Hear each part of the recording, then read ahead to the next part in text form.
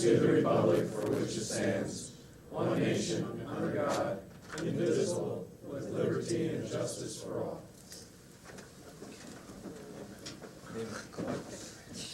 Thank you. This meeting is a public work session where the board will hear a variety of reports and have discussion regarding topics which may be scheduled for official action at a future meeting. During this meeting, we will not be voting or making the final decision on any topic. Questions and comments by members of the audience will be limited to those topics on the agenda for this meeting. And I'll discuss the topics a little bit later. This meeting is being videotaped for community cable channels. Individuals attending this meeting and intending to speak to the board should be aware that they are being videotaped. In order to meet the requirements of Pennsylvania Sunshine Law, it is necessary to record the names of all citizens who speak to the board during the meeting. To assure compliance with this requirement, it is essential that those planning to address the board come to the microphone and state their name and address. Members of the audience are asked to limit their questions and comments to no more than 3 minutes. This limit will permit time for all of those who wish to speak to the board. Whenever members of the audience exceed this time limit, I may ask the individual to yield the microphone to the next speaker. I'd ask that you all turn to your next page. A few announcements before we begin tonight's work session. On February 28th, this board met in executive session to discuss personnel matters. And also on March 6th, this board met to discuss personnel and some land matters. So again, those were 2 executive sessions that we had. Also, I'd like to announce that we will have an executive session this evening immediately following the board. I'd like for you all to take a look at the agenda. And today, I met along with Vice President Mangle with Dr. Bose. Dr. Bose was last week at the Superintendent's Convention. Welcome back, Dr. Bose. But we had a chance to meet with Dr. Bose and discuss the potential length of this agenda. After meeting, I made the decision that we would shorten tonight's agenda. We will not complete the agenda as it is written. What I'd like to do is that we will work through policies, we'll work through the co-curricular activities, and we'll also work on facilities. But at the conclusion of facilities, we will then open the meeting to the board, we'll open up to the community, to the citizens to speak. So we're going to tie all those 3 together. There's a lot of work to do tonight. We have to have an executive session tonight to talk to more personnel matters. So that's when I will be ending the meeting after the audience of citizens, which will be after the addition to the North Penn High School. And when we are getting near the end of the meeting, or getting to the end, I will be polling the board members to find out when we could reconvene for another meeting to try to finish this agenda. It's too lengthy of an agenda. We have a lot of topics to cover, and I felt the need to shorten it. Any questions? Okay, what we'll do is we'll move on. On the agenda under policies, number 1 is board policy number 8100, Code of Conduct. I'd like to turn that over to Don Hill. Thank you. As the board is aware, and I think the community is aware, the policy committee has been working on a number of policies. A lot of them are still in the working stage.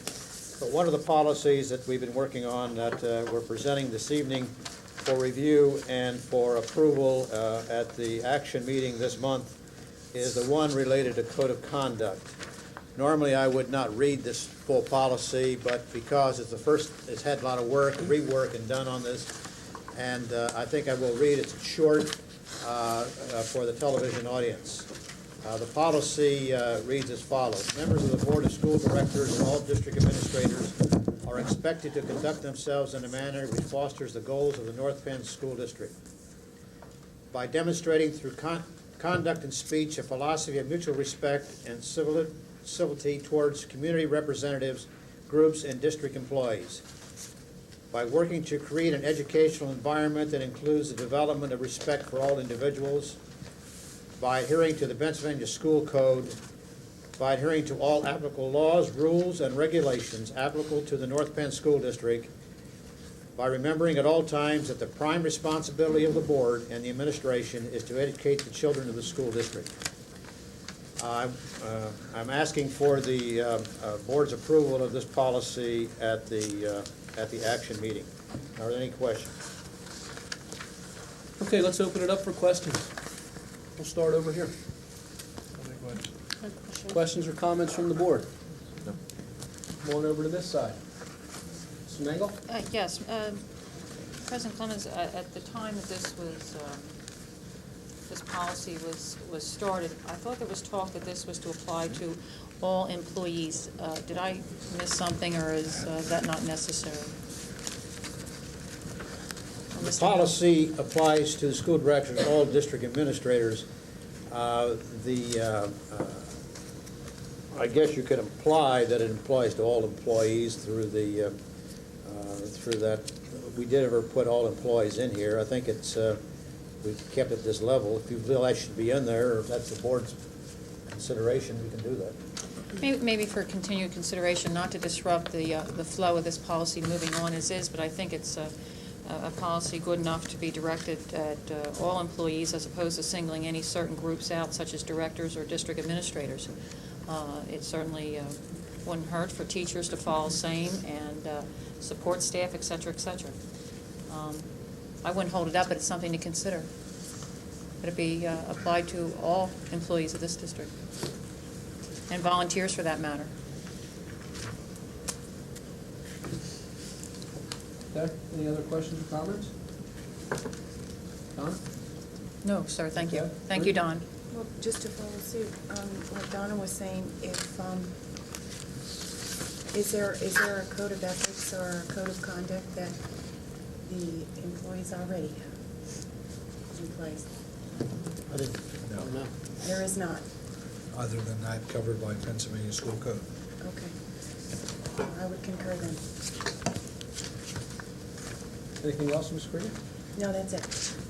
Any more questions or comments? David? Just to refresh my memory, does this have to go through a process of multiple readings before approval? Two readings. Yes. Okay. So this is not for approval at the next action meeting, that would be the Start the first reading? process. Or is tonight considered the first reading? Thank you. Pat? The only suggestion I would have, Don, because you and I worked on this together a little bit, is maybe wording the first sentence, members of the board of the school directors, district administrators, and all school employees are expected to conduct themselves. Just modify that. You have to change the title then, too. We should comment. Because of the arrangement of the policy book, you see, this is a policy under the section internal board policies. We might want to look at a comparable policy in the personnel section, because this is really internal board policies. And we begin to step apart from that when we say district administrators. But this is to be placed as it stands with number 8100 under the section for internal board policies. That's the question we had, and Mr. Krieger had, is there another policy in place that covers other employees? We might want to duplicate this language in another section. Oh, I That's see my what you're point. saying, add it to something We that's might already want in to repeat, existence. no, Oh.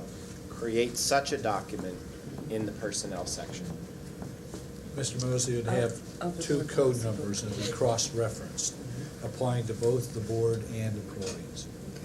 I'm just thinking out loud here, Don, we could just probably change that to the first line if that's agreeable to the other. Well, that's agreeable to me, and I have no problem with that, except that, as the suggestion was made, that we leave this policy it is and make a concurrent policy in the personnel section that says the same thing that covers the employee. Then we're covered on both sides. Okay. And we follow the policy book and that thing. So I would ask Ken Weir to draft me a concurrent policy with saying the same words, only have it as the employees. With your approval and with the solicitor's approval, we'll bring that forth next week, since it would be a companion policy to this. Would that be your pleasure? Okay. Yeah. Do we have to take Would the we- word district admin, or the Yes. words I would think district so. administrators out So of this one? basically drop and all district administrators And on move- this one. And move it to the duplicate policy. And that would just say all employees are expected to conduct, I would assume. We're taking out Under the word personnel. Board of School Directors, we're taking out those 4 words. Well, this one will still be in effect because we're going to have 2 policies. Right. Pat, Right. we will, because the way the policy book is broken down, Right. 8100 is specific to internal board Right. policies, so Right. we would have one similar, I'm except aware of that. exchanging that language for personnel. And I agree with that. Let's make sure we all understand how it'll be. Then, we would say members of the Board of School Directors are expected to conduct themselves. We drop district administrators, correct? Then we create another policy number, and what do we insert? Do we insert administrators, employees, people involved with the educational community? What are the words we're looking for? Or do, Don, you just take that back with Ken and our solicitor and work that out? Right, Yes, Okay. I hear your wish is all employees. right. Right, that may be what it'll say. right. Can I say that in visiting Dr. Bose's office, his home original district, there was a statement that touched me, that gave a statement regarding the conduct and the behavior and the expectation of everyone within their district. Perhaps Tom and Dave remember it, it was a panel there. That may not be a policy, but that may very well be something that we might want to incorporate. It was something in which anyone who volunteered for services within our district was also presented with, was it not, Dr. Bose? Yes. And I found it very appropriate, and I think it said it all. And we may want to look at that and perhaps learn from, take advantage of some of Dr. Bose's work in Indiana on that. I think I know what you're talking about, Mrs. Shear. I will get out my Indiana file. File, And and pass copies. I'll show you what I think it is, if you can tell me Right, if that's it. right, and I would appreciate Now, would that be that something you would distribute it to separate the to the district. second policy? It would be perhaps in conjunction with, the policy would give the broad philosophy such as this, Tom, but I think Dr. Bose would be able to let you know exactly how that went forward as far as on the school level. I And it was good. I guess I object. I've reworked this policy maybe 50 times. I'm tired of looking at it. That had all of those things in it at one time, and it had many different things in it at one time. And we went back and forth on it. Well, what is being spoken to, I have no problem with, but I would prefer to see this one here. This has been through the solicitor, it's been down the line, to leave. I think this covers the essence of what we're trying to say in this policy, and I will concur that a companion policy in the personnel part of the policy book that speaks to all the other employees, whether they be part-time, full-time, or whatever, would be to go with this policy. But I would encourage the board not to go back and start revisiting and redoing this policy again. Don, so you understand, my suggestion wasn't as in the policy itself. It was a supplemental piece that was not policy. I agree that the employee policy could be written exactly like this with the adjustment of the first line that just says employees of the school district are expected to, and that's fine on the policy end. What I was saying that as this is coming to the table, there was also a supplemental community statement piece. It wasn't policy. It doesn't change one thing about what you're presenting to us tonight or how we go forward at the next meeting with one for employees. And it is different than anything that's come to the table to us before. Once you see it, you'll see the difference, and we can separate that from tonight's discussion, Well, okay? let's even find out if there's consensus to do that. Right, that's what I mean, Right. that's, would be so totally separate. Let's find out if we all agree that the first one should read school directors and we'll drop the next 4 words. Everybody, is everybody okay with that? Yes. Is that part, okay? Now, number 2, is everybody okay with a policy that comes right along looking just like this policy that's directed at employees of the district, okay? All employees. All employees of the district. have the That would be same in a- content. Same content in a separate section. Okay. Yes. Does anybody have a Yes. problem with that? Okay, now, third, what Mrs. Scher has brought up about the I don't remember exactly how it was written, but that would more speak to not just administrators and employees, but all people who get The general involved spirit. into the, whether they're volunteers or whatever, into the educational environment. Is there consensus that we should have Dr. Bose visit that, bring it in here, and that we as a board take a look at that to include that? I don't know, would that be included in with the policy book, or where would that go? No, it's just a matter of sending it forward in the green sheets and see if we would like to have it Well, produced. let's find out. Pat, do you want that? I have no problem with it, but where do we put it, hang it on the wall, put it out in the parking lot? I mean, what? Well, it's premature. I think when you see it, you'll understand, and Dr. Bose will be able to better understand how it was distributed within his district. It wasn't really on an official level as a regulation or a policy. I'll be able to remember, because I thank Mrs. Shear for remembering, I don't. Oh, okay, well, then I'll bring it out of my file. Okay, or I'll Vicki, I'll look to see what I think it is, and check with As you a part of a first. panel that But I think I need to find out whether is a consensus to do that. Don was opposed to it. Is there anyone else opposed to it? I was opposed to modifying this policy. What she is speaking to is a new document of some type. just for Okay, your are you okay review. with sending Dr. Bose to, not sending him, give it Send him anywhere you want Are to. you okay with More that? complicated. I just wanted a Have Dr. photocopy. Bose see if he can find it in his archives, and Mhm. perhaps when Then we can get it you and distributed Mrs. in our Mangle packet. have your weekly meeting with Dr. Bose, you can distribute in our packets, and That's we'd be it. better prepared to discuss it. Okay. I don't know that we have Okay, to discuss it for hours. Right, Next page. it's fine. okay. That's it. Let's make Now- sure now we're all Mr. clear Hill then. knows what he's gonna do. Solicitor Bartle will bring that forward, get it to you for next Thursday night for the first reading. There will be two policies we'll be reading that mirror each other. Right. Okay? Any other questions or comments on the board?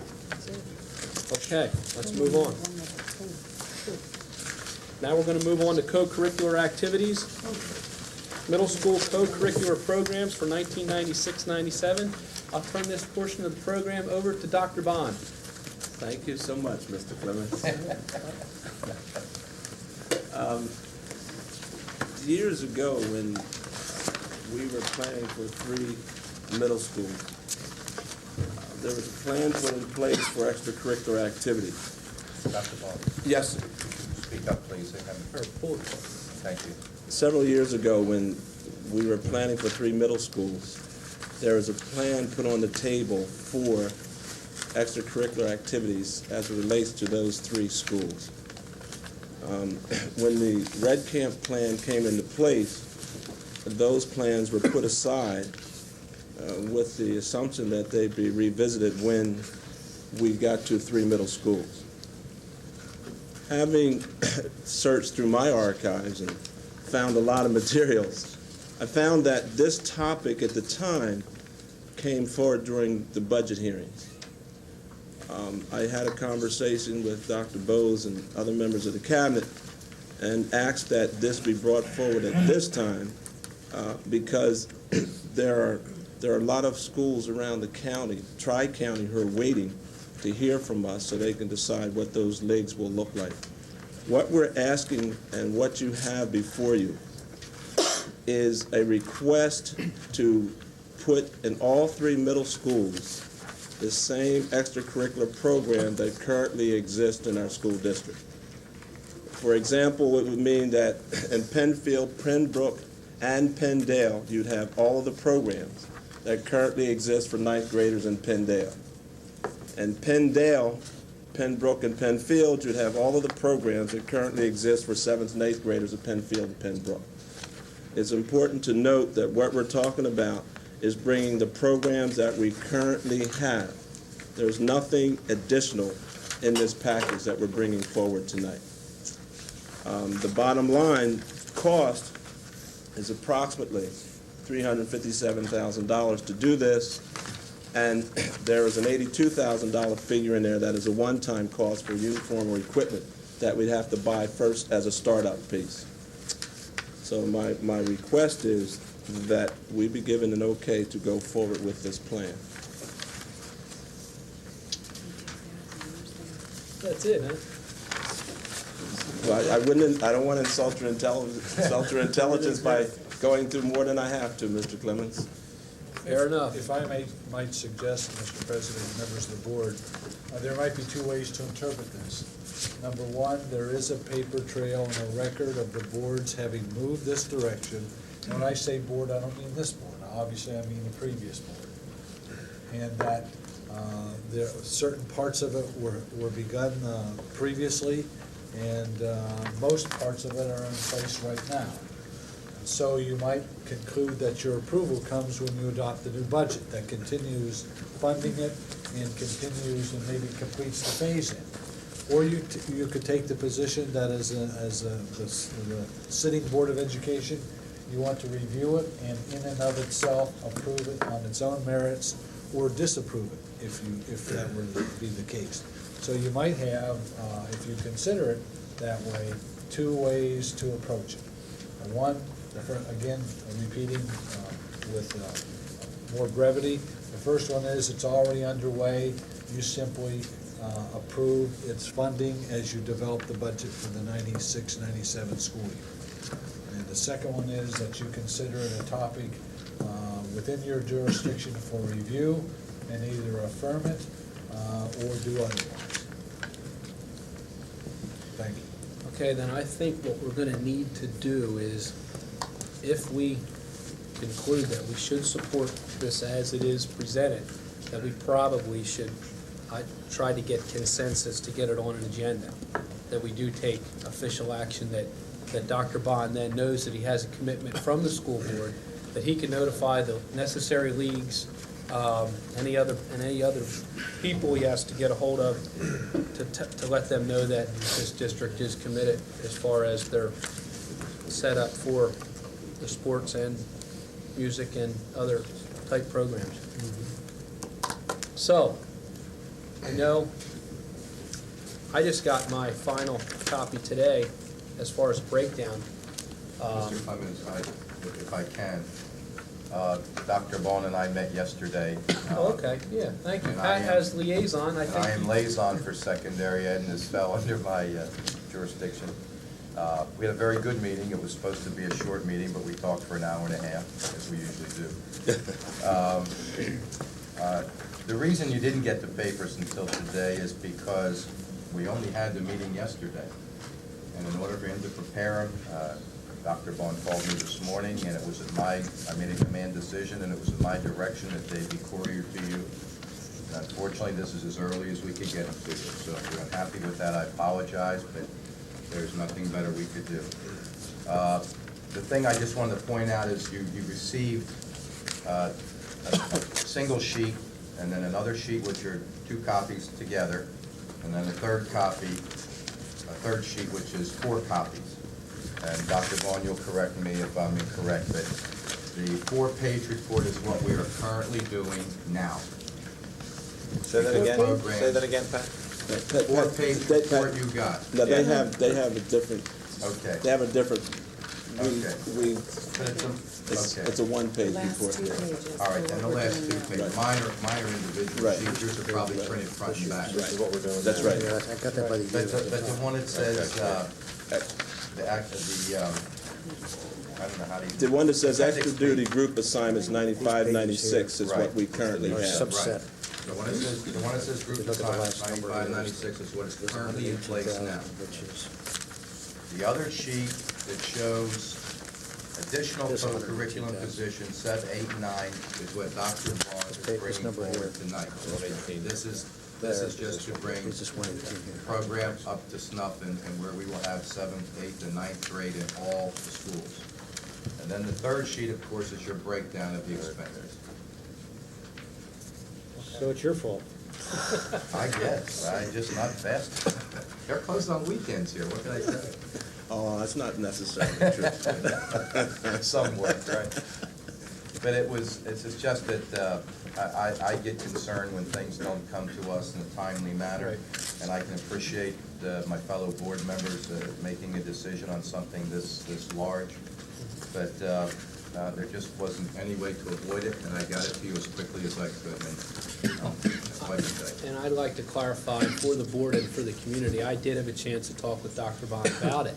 And I'll probably repeat some things that were said earlier, but again, so everyone understands, the board, the earlier board, right before the rec camp plan came out, this was the direction that the board was heading.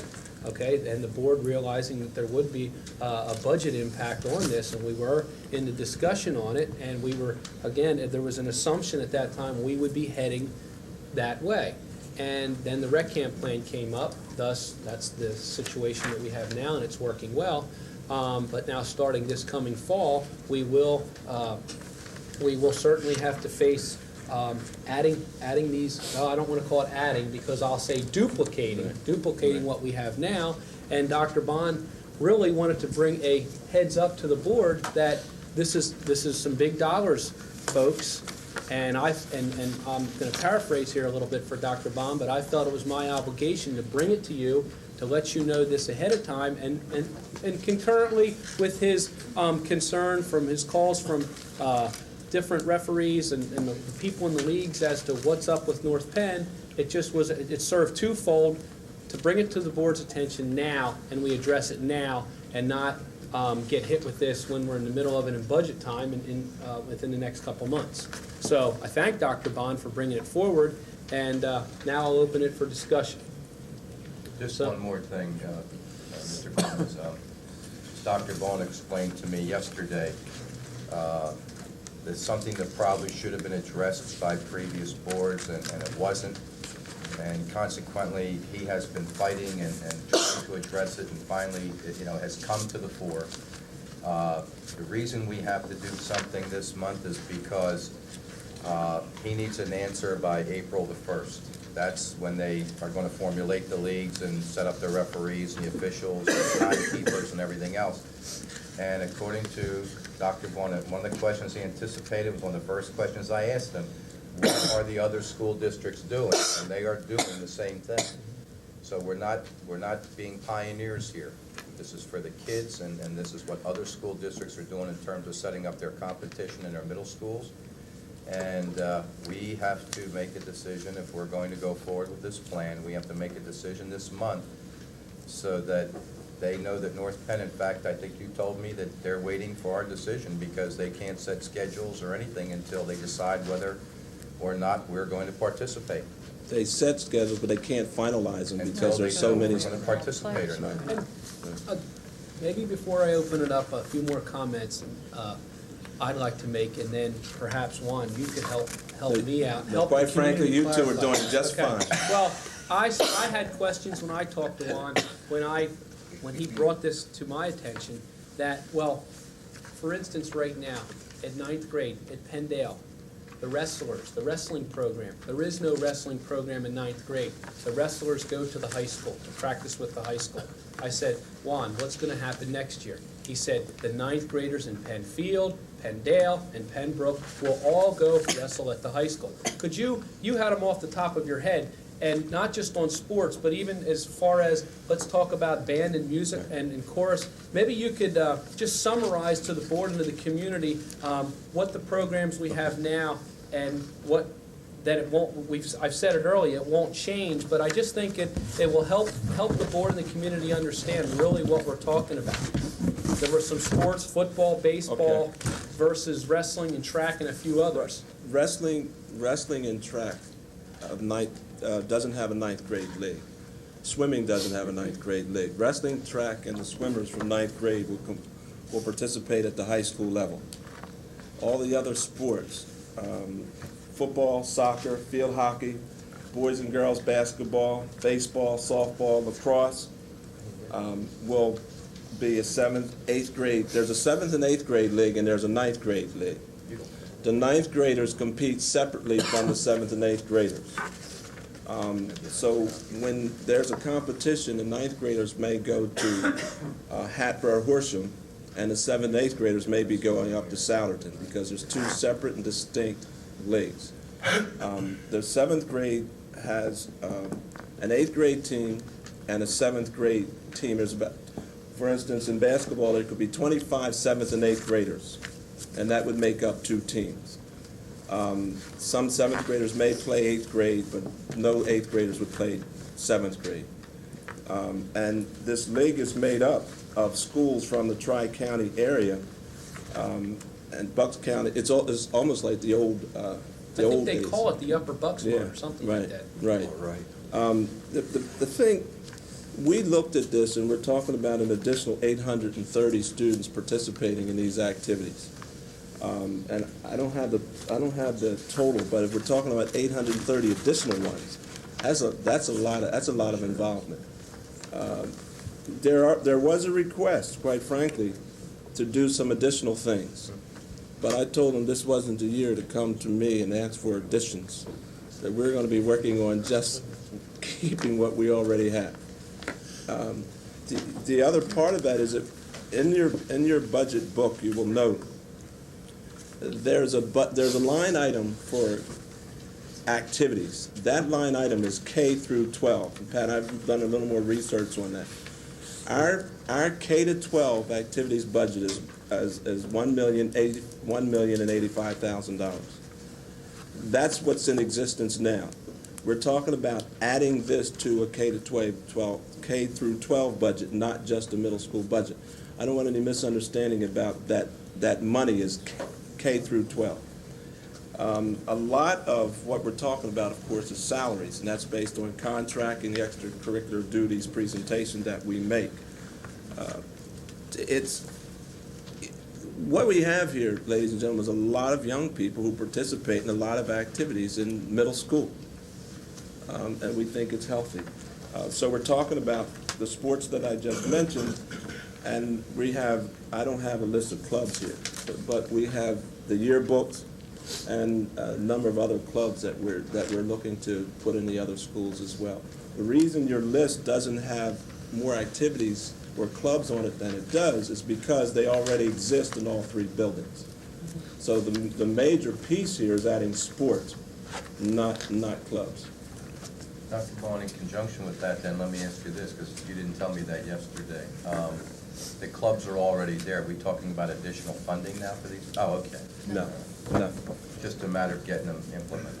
Well, they already exist in those schools, so they're operating right now. More participation. Yes. Yeah.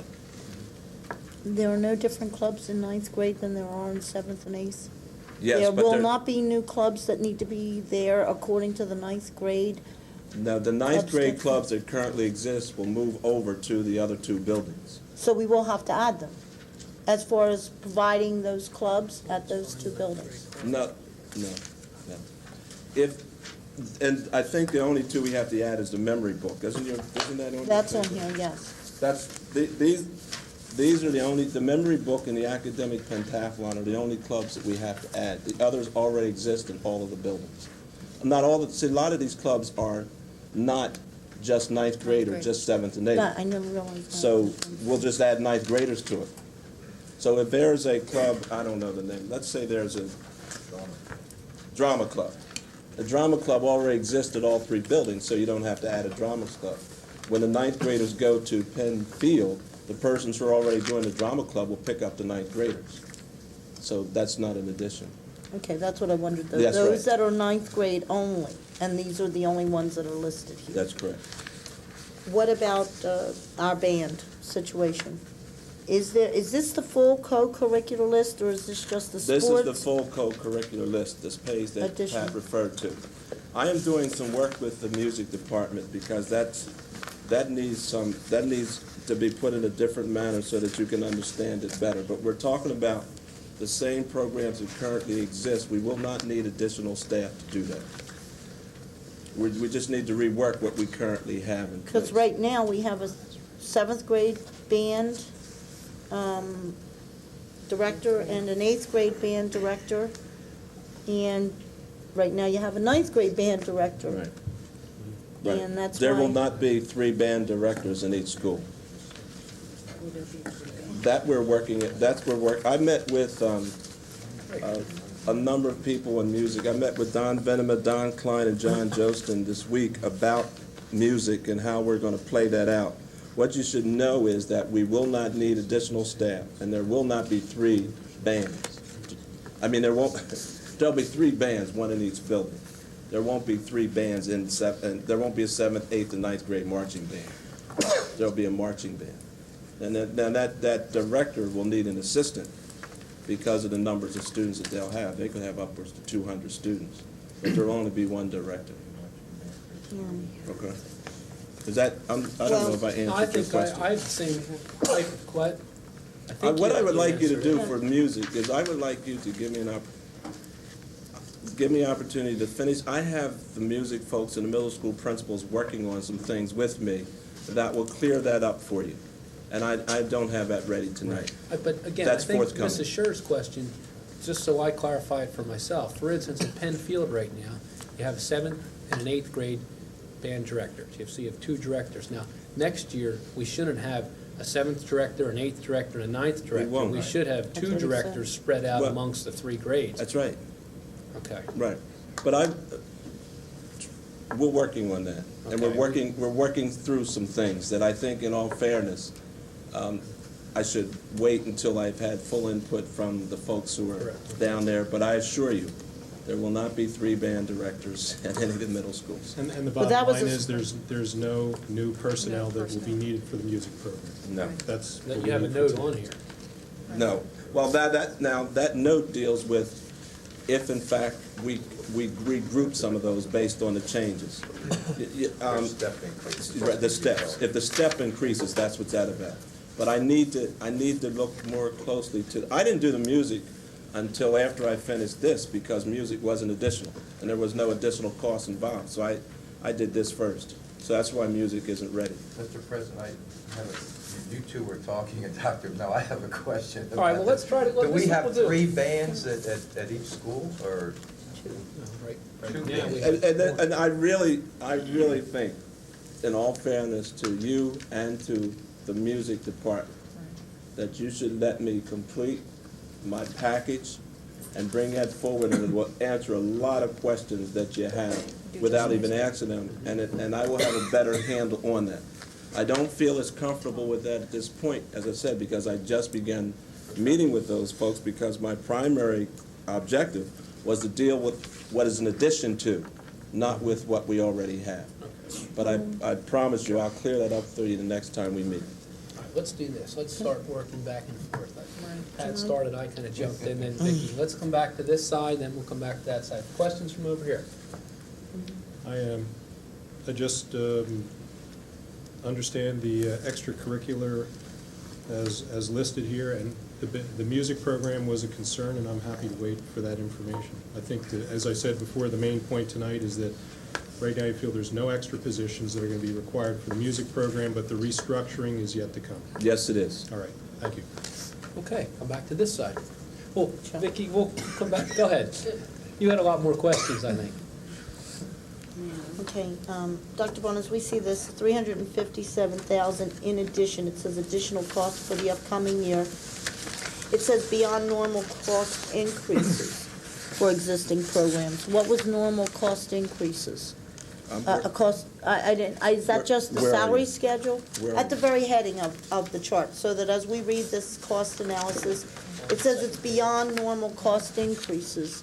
Did you, are you taking, you took the salary schedule? What that means is that all of the teachers all of the coaches and people we have in place now by contract get an increase. Right, they're stepping. This is beyond, this Okay. is This is what's above, okay, Right. but this is above what they are. Exactly, What you would That has expect nothing them to- to be in the right. upcoming year. right, I got you. right. Okay, regarding this listing, it is pretty extensive, and when we say that there's no additional programs being brought on, we are talking about a significant number of additional positions. Yes. Um, Well, let me clarify what I mean by that. What I said was, what we want to do is to bring into all of the schools what exists in some of the schools now. I don't want to get into misunderstanding about that. You might say that means we have additional programs, and we do. That's in addition to the schools that that do not currently have them, but they already exist in one of the 3 schools. But what I'm saying is that in order to serve the same basic student body, our 7, 8, 9 student body, which is being served, as you've said, all of these programs right now. We're not adding new programs. Right.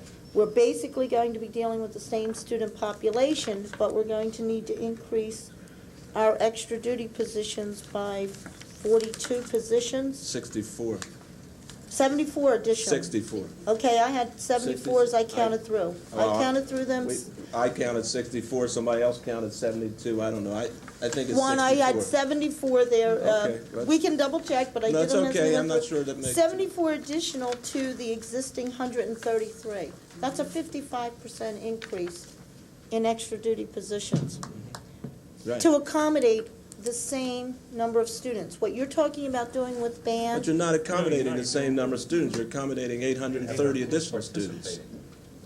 You're accommodating 830 additional students. well, we haven't, The reason you're accommodating 830 additional students is because you'll have all of these additional teams.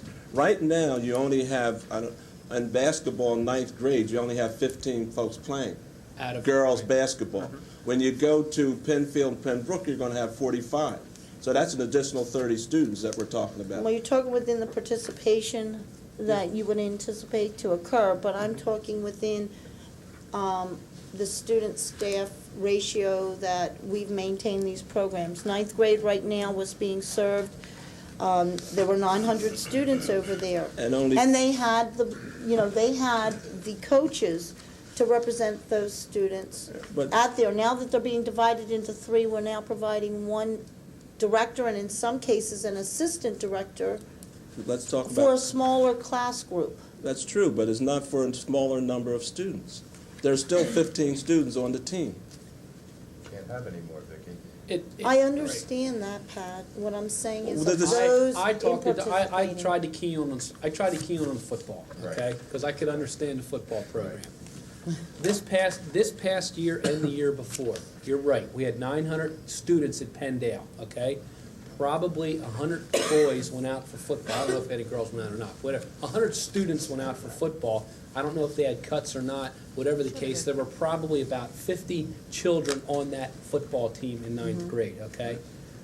This upcoming year, if we choose to do this, at Penfield now and at Pembroke, we will be offering football for the ninth graders. Basically, we're offering more opportunities for children to play football because there will be less competition trying to make the cuts to make the team. That's it in a nutshell, I think. And so in fact, though, we are making a significant increase in the number of extra duty Well, positions that will yes, be we are. But existing let's go back again to to maintain football. the I tried to rationalize and say, okay, next year, let's say we just offer a football team at Penndale, okay?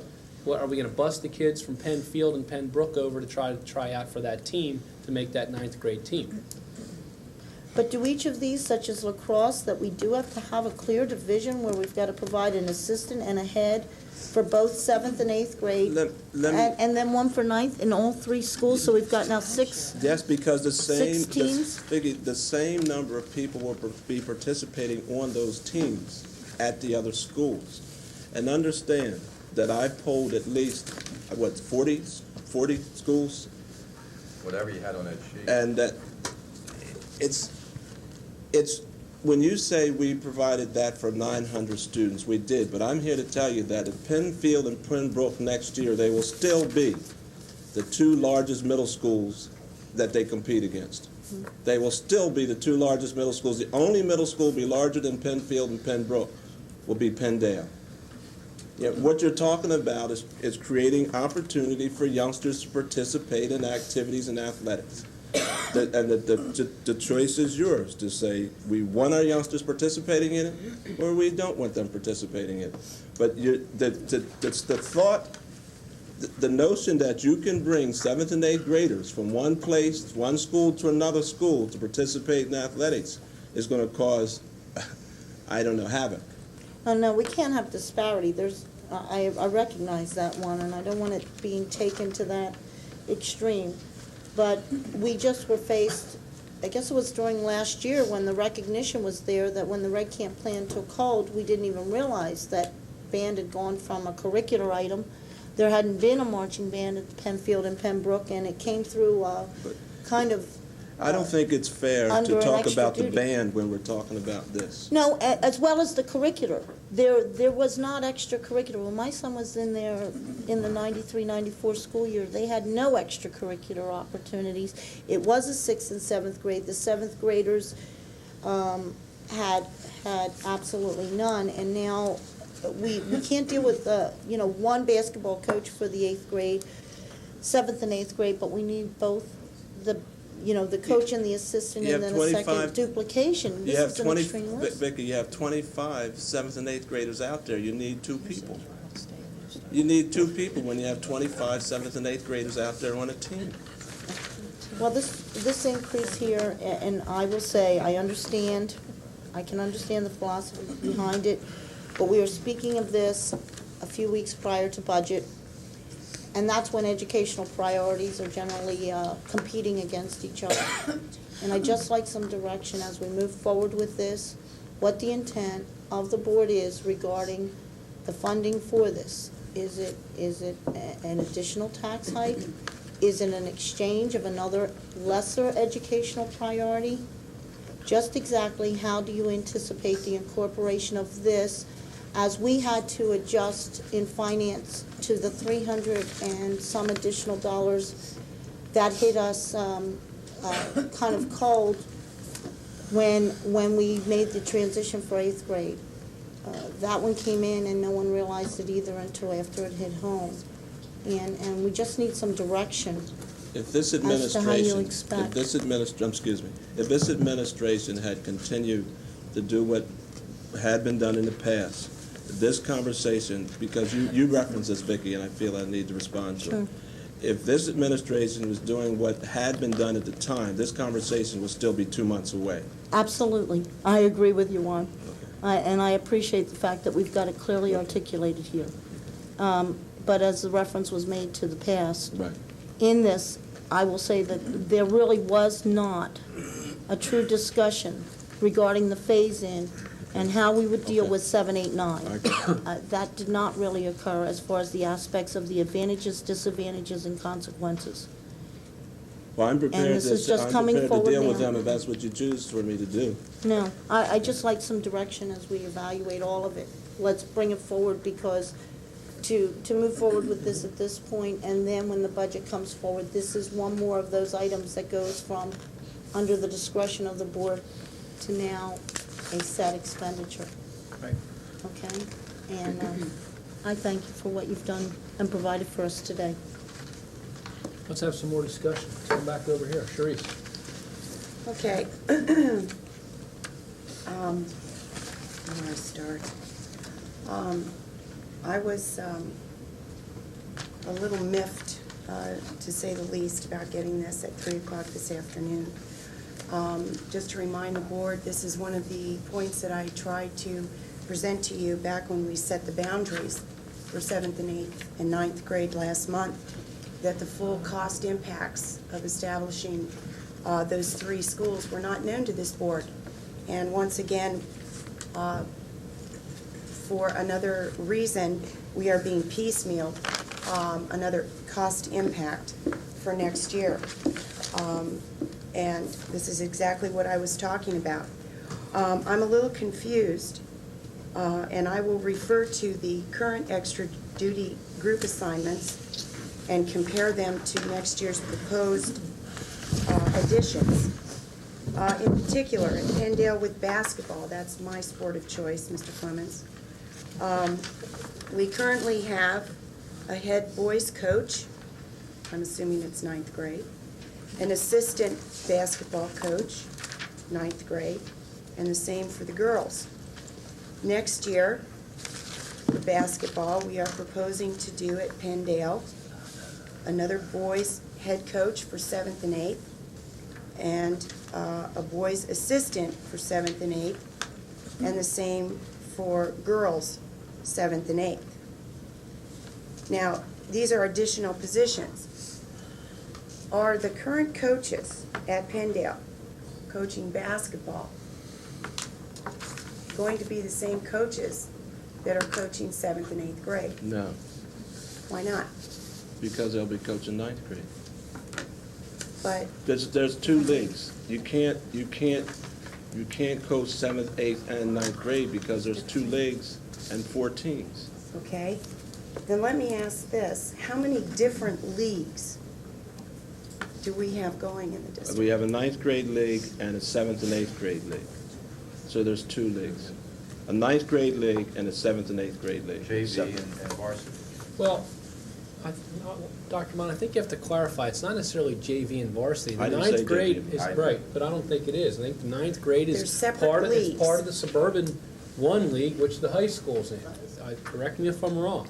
And then the 7th and 8th grade league is more of a league made up of schools up, I'll call it the northern Bucksmont. Schools like Strayer, Milford Square, help me out, Indian Valley, Indian Crest. He has a list. He has a list. He called them all. It's on a yellow piece of paper. Upper Kirk's in it. Here we are. Upper Kirk is in Ben, it. Ben Salem. I don't think this really adds anything. I don't either. I don't know. Who cares? There you go. Excuse me, I care. This is my first term, and I'd like this better explained to Okay, me. that's why we, I- that's one reason I what thought I have- necessary to shorten the agenda, that we would probably have quite a bit of discussion, so let's What I let's have here, discuss. what I have here is a list of schools in the Suburban One League for 7th and 8th grade. I do not know exactly which teams we play, because what this research did was to find out what schools have 7th and 8th grade programs. What league does our 7th and 8th grade team play in, Tom? You know, I don't know what league we play I don't in. know the proper name, I thought don't it was either. called the Upper Bucksmont. Okay, something then like- I can tell you. Okay, this is who we play then. Penn Ridge, and we play Quakertown, 2 middle schools in Penn Ridge, 2 middle schools in Quakertown, 2 middle schools in Souderton. That's who the league. That's the Bucksmont League. So that's 6 games plus our 2, Plus our own. plus ours. And that's the same for every sport that we offer here in the district. There are different leagues for 7th and 8th versus 9th. Yes. I think the way I understand it, there's even different leagues within the leagues, because I think our basketball team, we'll talk basketball. But Okay. what I can do. They played, What- well, help me out, they What played I some can do is private schools. I don't have that with me because I didn't know that was coming up. But I can get for you a list of exactly who our competition is. I can But what do has that. this got to do with the basis of what we're trying to, on here tonight, who we play or who we don't?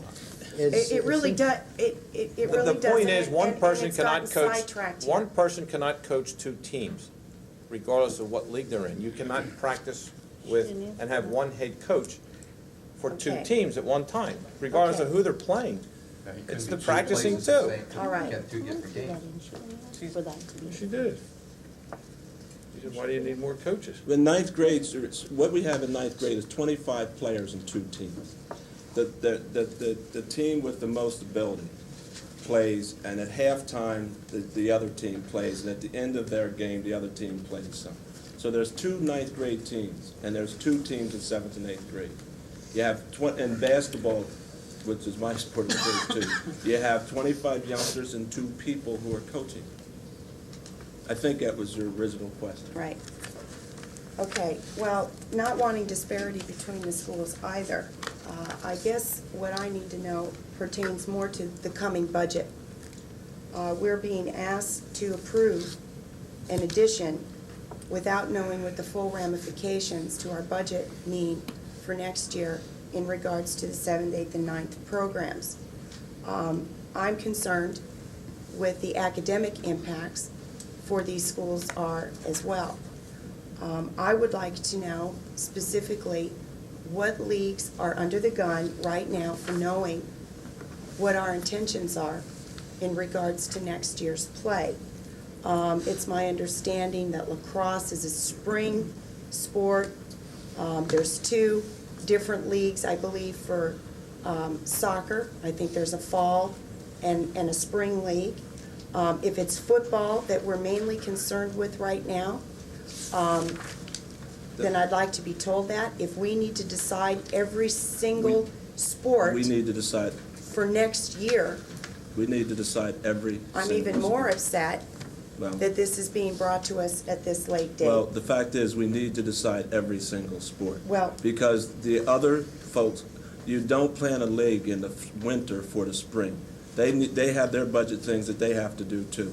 They need to know where they're going, they need to plan it, they need to put it on the calendar, they need to plan their fields, they have to plan. And if, we need to decide everything that's on this package at the same time. We can't wait until the fall to do the spring. It's too late.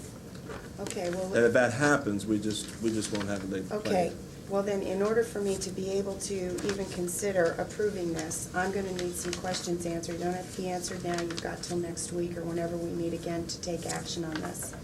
I'd like to know what our current extracurricular impacts in regards to extra duty salary are now for 7th, 8th, and 9th, and what these impacts mean in totality for next year. I would like to know from the finance director what the full millage impacts would be for the additions of these positions in next year's budget. I don't want to wait till we get the budget and then have the administrator say to us, well, you approved the positions in March.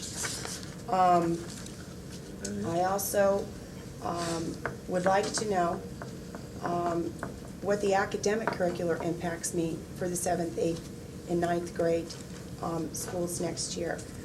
Quite frankly, we made a pledge to sharpen our accounting pencils. We can't do that as a board when we are continue to be presented with piecemeal packages for extra duty pay. Well, let me put it to you this way, Mrs. Krieger. That may be accurate, but the truth is that you can only deal with so much at a time. I understand Same people that. who are doing it. I understand that, Dr. Bond, and I'm not holding you responsible, but there are individuals in this district who are fully aware of what this impact, what this creation of the 7th, 8th, and 9th schools are going to create for this board. And last month, when we set the boundaries, I was very specific in voting against those boundaries. The specific reason was because this board was not given the full financial impacts. And this is precisely what I mean. And we are going to have a monster budget if we are continued to be presented piecemeal packages, especially for the 7th, 8th, and 9th programs next year. I, quite frankly, do not support extra duty pay for advisors' positions for sports teams. There are teachers in this district who go above and beyond the call of duty every day and create programs in band, in reading, and everything else that don't expect extra duty pay. My concern was that we were going to have coaches at these 3 schools that were going to be double coaching, if you will, double dipping into extra duty salary. And I don't support that What do you one mean iota. double dip? I don't understand. In double other dip. words, getting extra duty for coaching this team, extra duty for coaching that team. And the That's- other thing I don't understand, Well, that if you don't understand is one thing, but to say that they're double dipping is not fair. it Because might not be fair. It might not be fair, but that's only because I, as a board member, have not been brought up to speed, okay? And it's real difficult to bring yourself up to speed when you don't get a package until 3 o'clock the night before your meeting. The other thing that I need as a board member, and I think that there are other board members sitting up here as well that would benefit from a further explanation, maybe this is something that needs to come from Fred, is an explanation in regards to the different salary groups. I would like to know what the difference is in salary pay between Group 1, Group 2, Group 3, and Group 4. And I'd like some kind of an explanation about that before budget time. I would also like to know if there is any way to establish some kind of a fee, a sports fee, to assess on our students who want to play for our teams. It's done everywhere else. I, as a parent, spend quite a bit of money to sign my children up to play in the different sports programs that they choose to play in. When you say it's done everywhere else, you mean outside of the school system? That's correct. But there are other school districts that assess. But you said everywhere else, and there are very few school systems that do that. But there's a few within our very There's a close few. radius that do. There's a few. And I think with the one-time startup costs, I think you said $82,000? Yes. I think that that would help this board and the district tremendously to consider and take a look at that and what those revenues would generate for us to help offset some of those startup costs for next year. And I would also like Superintendent Bose to consider for the future some type of creative funding mechanism to help us out through corporate sponsorships or getting people in the community involved to help us with funding some of our sports teams as well for the future, because I don't have a problem establishing sports for our children, but my top priority is the academic curriculum, and I'm very concerned with this cost on top of the academic costs for next year and the teachers' salaries from their new contract and what it's going to mean for the taxpayers. And I'm really worried that we are going to have to make cuts where they don't need to be made. And I would rather have the cuts made in this area first than have to come through budget time and say, let's cut this program, let's cut that academic program, let's cut that program. And I think that this board needs to be made aware of that ahead of time. Thank you. Okay, more questions and comments. Back over to this side. John? Well, I know it's costly, but I think it's very important. I consider it an investment in our children. I consider money well spent. It gives our young people more opportunity. Sure, there are some costs involved. I believe we're going to have to, find some way to implement it. I support it. I think you've done a great job in presenting it. I mean, this is very well detailed. It's impressive. And other than that, I don't have any other questions. Okay, back over to this side. Mrs. Lambert? Yes, Mr. Clements, thank you. First of all, Dr. Bond, under PIAA rules, is there a coach-athlete ratio for these teams by chance? No. A coach for so many athletes? No, they have Okay. guidelines, but there are no rules. Okay, very good. You mentioned the $82,000 in uniforms, and as I look at the sheet that you provided me with, it says 110. Yeah, it's about PIAA rules. There is a I'm sorry. rule, though. Go ahead. And that is that if you have 3 schools, you have three teams. Absolutely.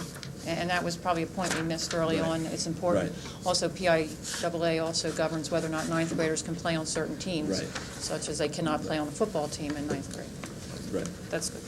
Under uniforms, Dr. Bond, on page 3, you mentioned $82,000, but I see $110,000. Is that a discrepancy? I'm sorry, say that again? I see $110,000 total in uniforms. You mentioned $82,000. No, yeah, because some of that is supplies, and supplies is things that you'll have to do every year. Okay, The so they're yearly 82 talks about consumables? helmet, that includes consumables. Okay, as give me a well. life on a uniform, about 5 years? 5, 6, yeah. 5, 6 hopefully. years on a uniform? Hopefully. Okay. Thank you. Helmets longer than that. Sure. And that's the big buck, the helmets, the football uniforms. They're about $250 a pop? Yeah.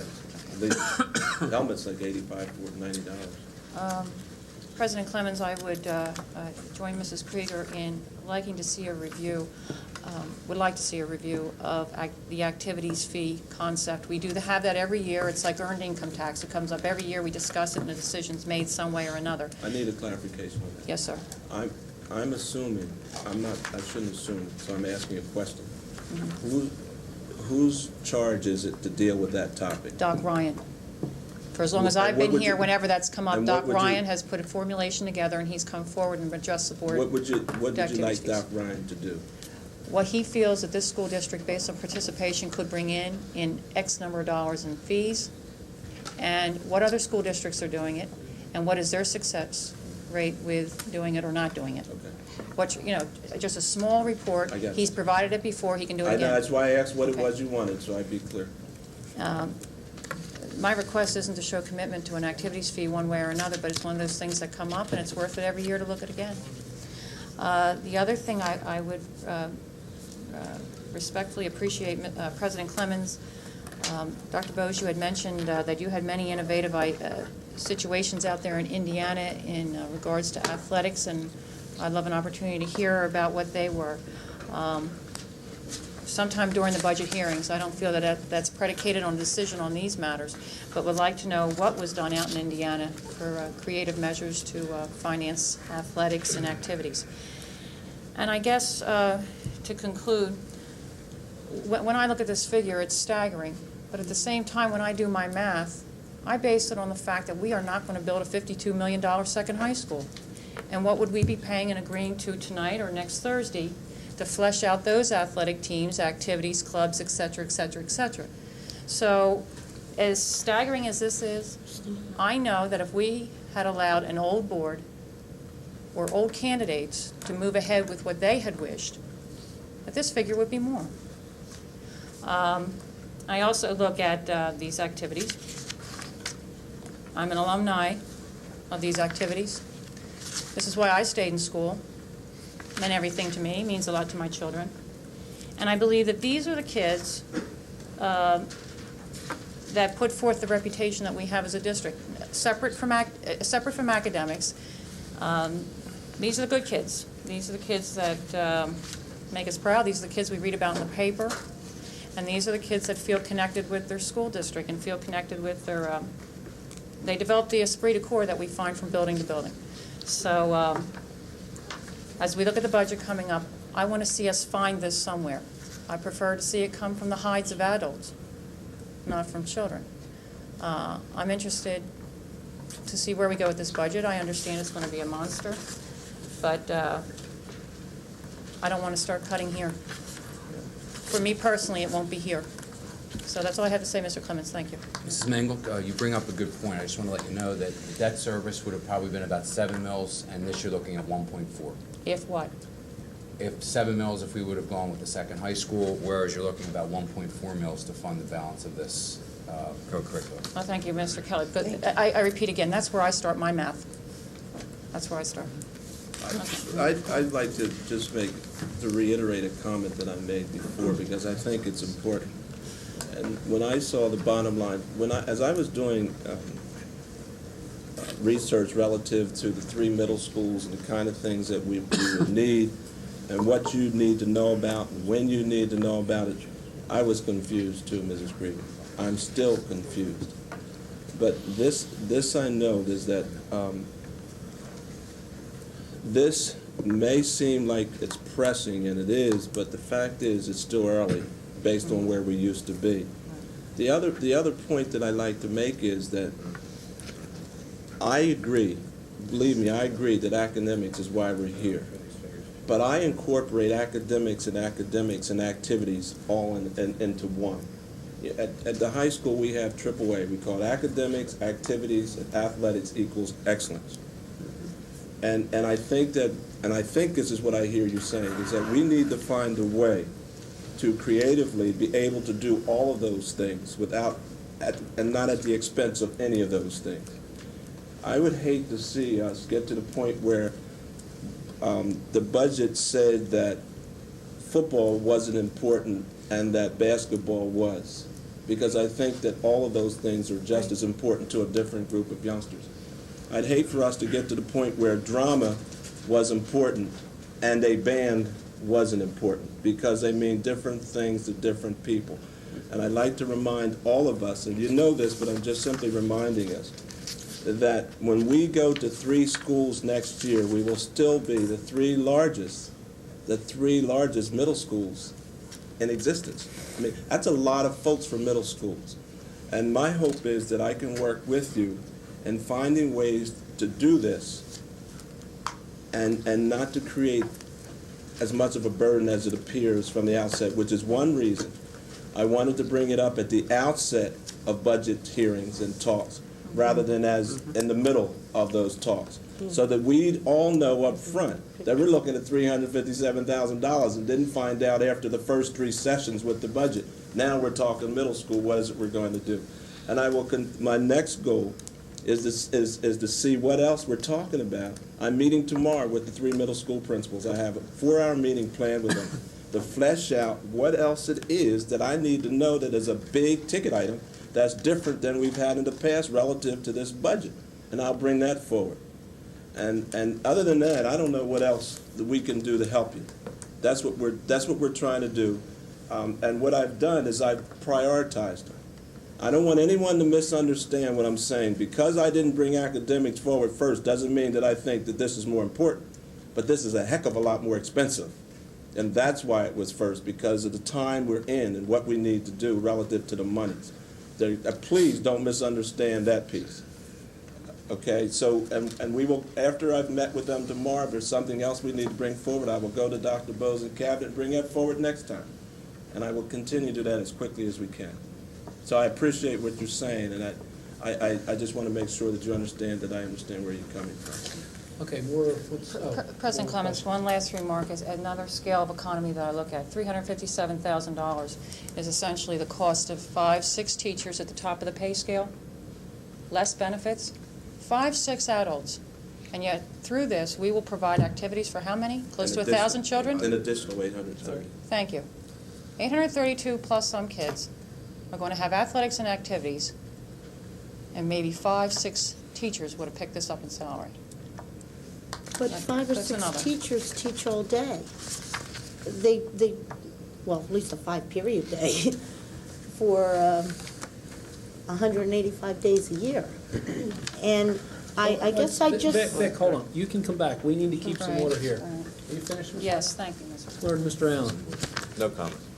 Let's come back over to White. Okay. Pat? I just had 2 quick questions. Dr. Vaughn, we didn't discuss it yesterday. When our kids get into these leagues, will, for example, Penndale be playing against? Okay, so we need Penfield and Pembroke. Right, okay. Yes. And a question for Mr. Kelly.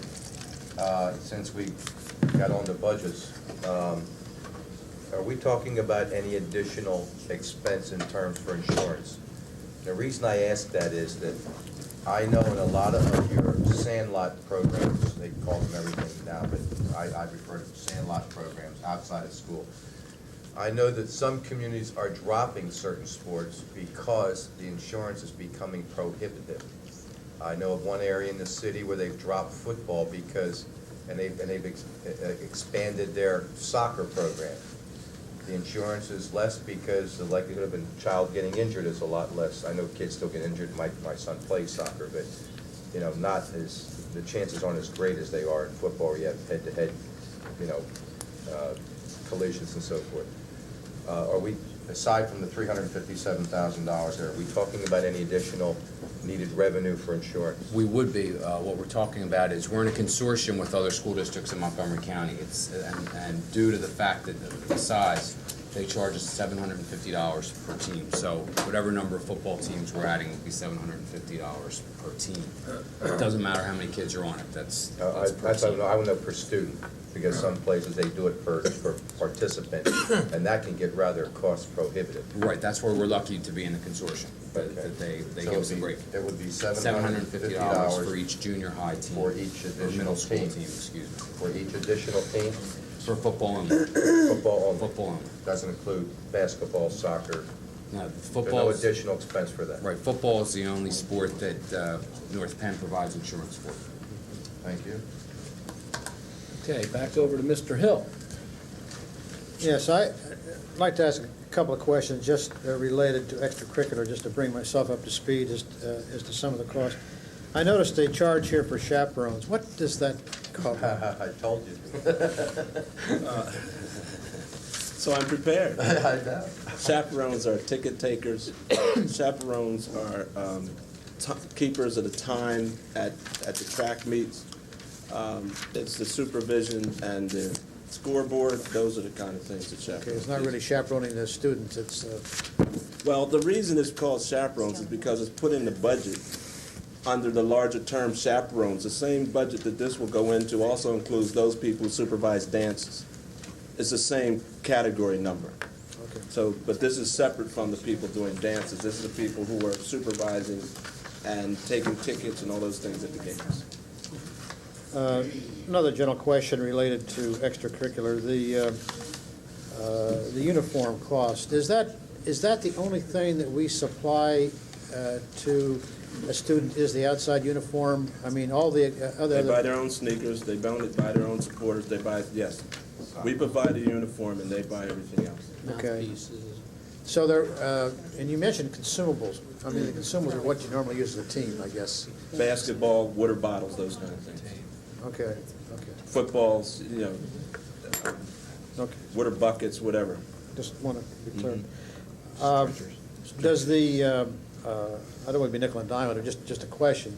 Is in the uniforms that it's assigned to a football player or basketball player or whatever, are they responsible for that uniform and it's cleanliness over the year, or do we clean those? We take, I'm not, I shouldn't speak for I shouldn't speak for middle school because I'm not positive, but I know at the high school level, we're responsible. And I have to check on the middle schools. I don't know what they do. Maybe parents in here may know. I want a rebate if I can wash them for no reason. I don't get any invoices for that. Youngsters maintain the Middle schools. In some sports, that's probably true at the high school. I'd have to look it up and see which sports we do. Okay.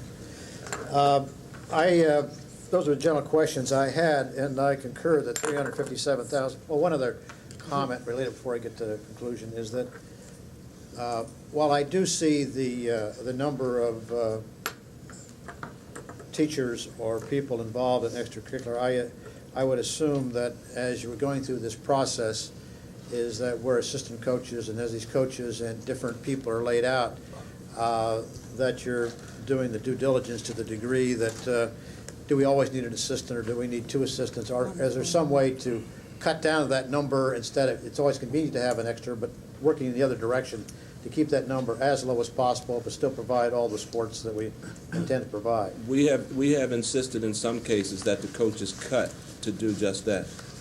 So because there's a point at which it's no longer safe, so we say you have to do some cutting. I understand that. Yeah. Okay. So generally, I believe in extracurricular. I think it's an important part of the school calendar, a part of the student's life, and I think it's important that we get as many involved as we can. And the opportunity now to bring in the other students in the other middle schools this year, I think, is a positive thing. $357,000 is new money. It's not in the budget this year. It's new money. It's going to be in this budget. And there's millage tied with that. And depending how the budget goes, there's going to be costs. That's a cost adder that we're going to live with. But I think this is money well spent. So I would be supportive of this program as presented. Thank you. All right, my turn for a minute. Then we'll come back for some more questions. We earlier talked, Juan, about at one time, I believe, how many years ago was it, Penfield and Pembroke were 6 and 7. Didn't offer any sports to the 7th graders or the 6th graders, okay? But now we are 7, 8, and 9. I think a fair question would be, why not just have, I'll use football again, one football team that the 7th, 8th, and 9th graders could all be on? It would be a way to save some money. I think I've asked you this question before, and I just want to clarify that. I believe you told me that 8th graders are not allowed to participate on the 9th grade team, and I don't know, I forgot if we covered that tonight or not. That's my understanding. I don't think ninth graders The 9th graders cannot can play down either. Right? No, and I'll have to double check on that. Let me not answer that now, because I'd have to double check on that. I don't want to give, unless somebody else knows. All right, I'm not I'd just sure like that question answered before next week. Sure. Okay, come back for round 2 of questions. Charisse? I got sidetracked when I was closing last time. I would just like an explanation, Dr. Bond, on the disparity between the costs outlined between the chaperones at Brook and Field and Penndale, the transportation costs between Brook and Field and Penndale, the officials' costs between the 3 schools, And I guess the uniforms is pretty much the startup costs, I guess, that you were talking about that need to go on at Brook and Field, where they were, like for ninth grade, you wouldn't have to make those same expenses at Penndale for the ninth graders next year. That's why that's why there's a disparity, because depending on which program you're taking to the other school, there's a cost associated with that may be different. So Penndale already has a lot of the football stuff. So their cost I know would be that for less. the uniforms, but the transportation costs, I mean, you've got 3 grades, you've got 2 leagues, and they're all going basically the same places. A lot of that has to do with the fact that some of the teams will have to go off-site to practice. So if you have to go off-site to practice, that means the transportation costs are up for those particular schools. Off-site to practice? Yes, because we don't have enough fields in all of the places for those youngsters to participate. So if you have to go to an elementary school to practice basketball or football or whatever it is, soccer, there's a transportation cost on a daily basis that you have to encumber. What I'm saying is that... What about the officials? I'd have to look that up. I don't know. That's $900 difference. I think that the $900 is difference because there's probably a program, I don't know. I'll look, I don't want to answer it. I'll look it up. I don't know. That's another one I'll find. And please don't misunderstand me. I tried to say before, I'm not misunderstanding. Okay, this is not about equal access to the children. My bone of contention continues to be the impacts that the contract is making on us as a district, continues to make on us as a district, and the salaries for extra duty pay that are squeezing us. And I would just like to see some innovation on the part of our teachers once in a while to step forward and say, hey, I'll do it this year, I'll do it for the school, I'll do it for the kids. That would be just such a novel concept to me, to have some of the spirit of volunteerism that comes from our parents. It comes from parents whose children are in other leagues outside of the district. I have a coaching husband who's coached for 3 years, 7th and 8th grade boys. He does it for the love of the sport. And once in a while, it would be nice to have just a little bit of innovation come forward, and the spirit of true volunteerism come forward on the parts of our teachers. And that's my only bone of contention with this. I recognize that you're looking at me, but you're really addressing that to... The camera. Okay. Okay. Yeah, we can't even, let's just say we can't even ask, or else we're in violation of the contract here. As we go through this... That's not true. No? You mean We can approach You them? can ask anything you want. There's nothing in the contract that says it's a violation of the contract if the board asks them a I'm sorry. question. I thought perhaps Oh, it would be then- bad faith on the contract part. They'll probably say So we no, could but put you out can a ask anything request, you but want. they'll all say no. Well, we you know could what? send out a volunteer sign-up sheet, but then why would they, I guess, sign up, considering, out You know, of this, but I need to say this too. That's a very, very unfair accusation. What? Teachers put in an extraordinary amount of time voluntarily, day in and day out, well beyond their workday. And I think it's unfair to say that we need some creative or new innovations to get teachers to volunteer. They do that day in and day out. Obviously. Okay, back to True, Mr. that- Scher.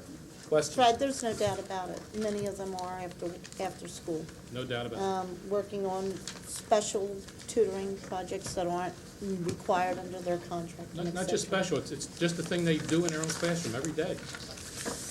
Okay, Vicki, do you have any more questions, Dr. Bond? Okay. Well, actually, this is information I'd like to come forward to us, okay? Or to myself, at least. It doesn't matter to me if no one else wants it. Dennis, I think Sharice mentioned, last year's extracurricular. As I made a call to you this afternoon, course, there was no turnaround time, so I didn't expect you to have it.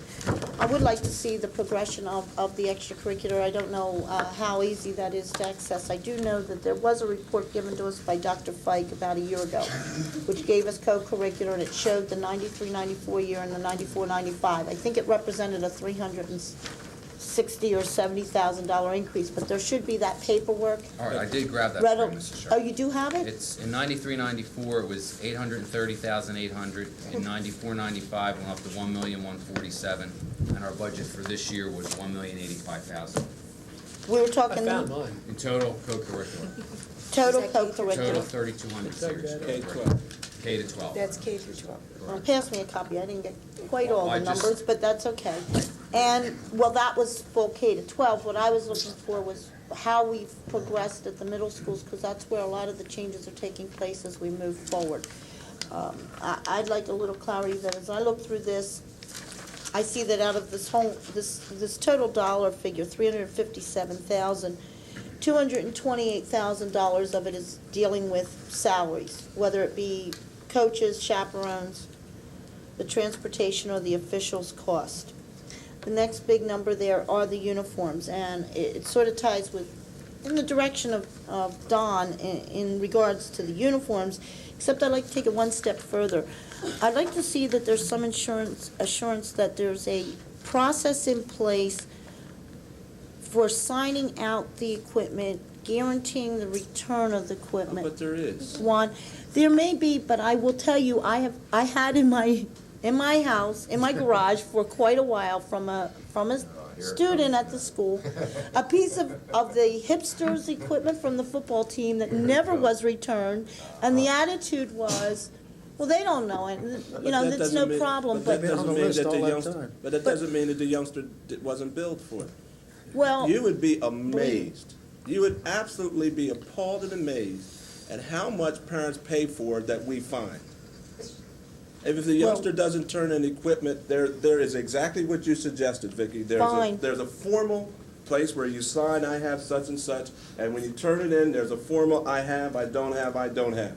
If you don't have it, Right. it's an obligation that must be paid before you graduate, before you leave one school and go to the next. It's an obligation. At the Right. high school level, you're not even allowed to go to prom if you don't turn that stuff in. At the middle school levels, you're not allowed to go to some of their significant fairs if that's not paid. The other thing you need to know about that, because that's the wrong topic.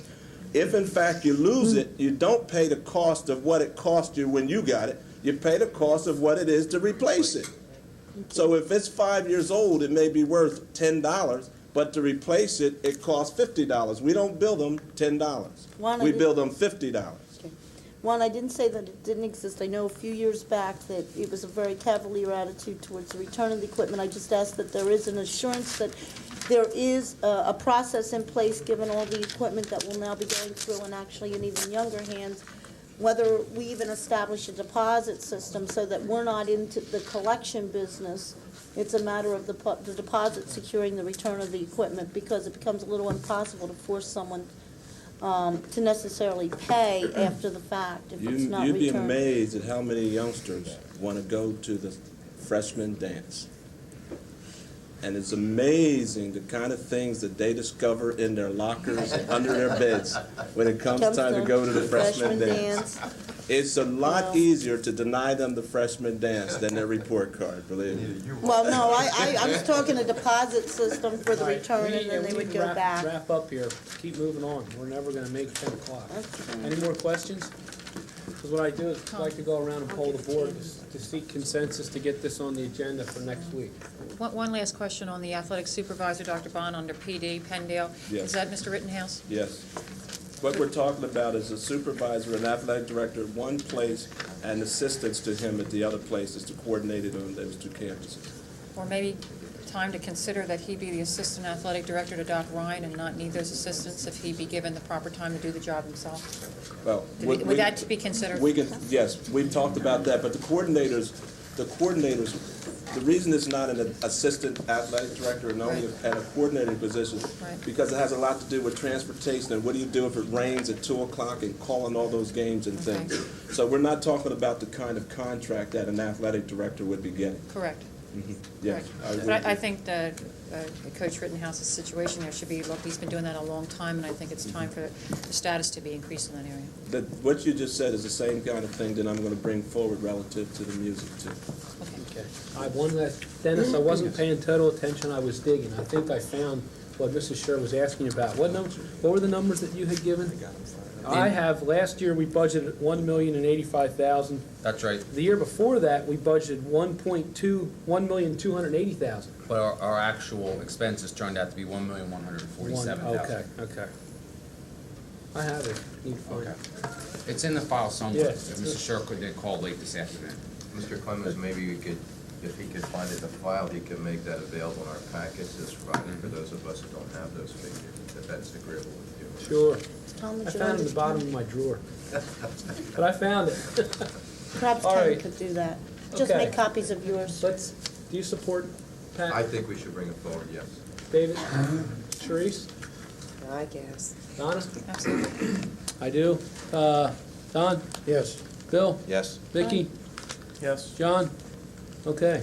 See, that's a We wrap. will, that will appear on the agenda next Thursday night. Okay, moving on. Well, moving on. This should be an easy one. Okay. Now we're going to move on to facilities. New science labs in Pembroke and Penfield. I believe I will turn this over jointly to Art and to Juan. Nice try, Juan. You almost got out of there. Sooner or later, I'll have to go. You I'll were on tell the you. track team in school, and you were quicker than that. It's your show, guys. Well, we recognized some time ago that to get the 7th and 8th, the 9th grade science programs in Penfield and Pembroke would take some work. Arthur and I talked about that quite a bit. We met with the science teachers. We met with the supervisor of science. Arthur did one of his genius jobs in putting a package together that would bring into parity Penfield and Pembroke relative to the 9th grade academic science program at those two plants. I would say to you that what we were looking to do is something similar to what we have in Penndale. And someone said to me, are we going to have equal facilities? And when you have different buildings, I'm not sure I'm prepared to say equal, but we'll have comparable facilities that will take care of our science program in 9th grade if we do what Arthur's suggesting. Is that appropriate, Art? That's correct. So you have in front of you what that means. And if there's a question in terms of the architect and all those other facility questions, that's Art's baby. But just know that we've talked with all the people we think we need to put us up to speed in those two buildings. Okay, before we open it for discussion, Art, do you have anything else you want to add to what? No, Bob I had to say? initially, in a memo dated February 27th, sent you a little more detail and some photographs of what currently exists at Penndale. At Penndale, we have 4 such labs. We would propose 2 each at Brook and Field. In some initial discussion with Dick Warmcastle, we would certainly spec the very same equipment we have. We're very pleased with that. We would hope that we would be fortunate enough to have the same supplier, who happens to be a Harleysville supplier, that did the installation, supplied the cabinetry, did the installation. And we also recognize that initially I had projected a $75,000 cost. Upon going back and looking at sources, for an example, bringing natural gas from the boiler room, although we have natural gas in both of those facilities, it's of a date of 59 and 64, so I would be encouraged, I think, to bring new pipe from the boiler room from the source of gas back. And of course, I had suggested in my initial memo that we would do second floor, because we have to core bore the floor. If you've had a chance, and if you want to come visit, and I would encourage you to visit the new Penndale labs, everything is run up through the floor with exhaust out through the roof. So the second floor is the area in which we ought to be considering the expansion. Those rooms exist. They currently have an instructor's demonstration table, and that's all they have. But they do have a prep area between them, which is most helpful, where you store your chemicals and you store anything else you're using in those facilities. I had a conversation with Mrs. Scher regarding the number of stations. We're still not comfortable because of the size of the room.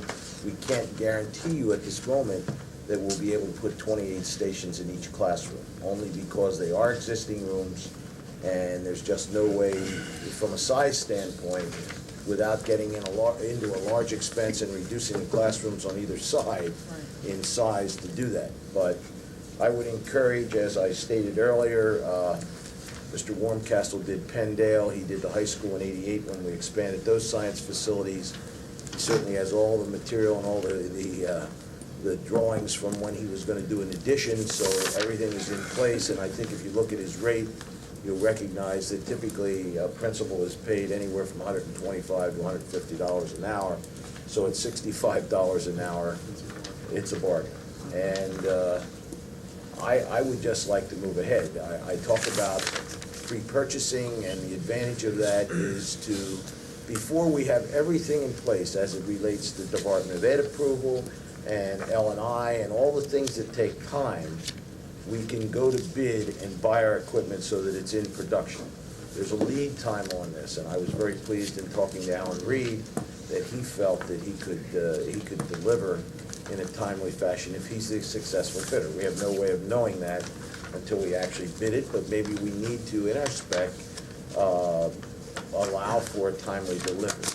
The other advantage of pre-bidding, of course, is the 6% sales tax. And quite frankly, if you were doing it with a GC, you'd probably have a 10% markup plus the 6% sales tax, so you'd probably pay a 16% premium.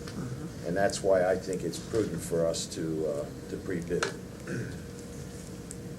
If, once this is decided, we will be working with the science teachers. If in fact we say that this cannot be up until October, what we'll be doing is working with our science teachers and restructuring the curricula so that we can do those things that don't need those lab pieces in the beginning, and just change the scheduling around some, so we can work with that and do the whole program. Support what Dr. Bond just stated. I talked with Mr. Twyford and Mrs. Miller, and they both can give us those 2 rooms because of drawing down their enrollment.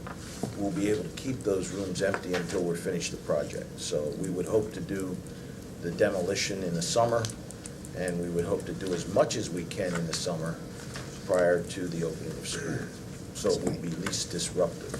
Could you redefine pre-bidding and 6% tax?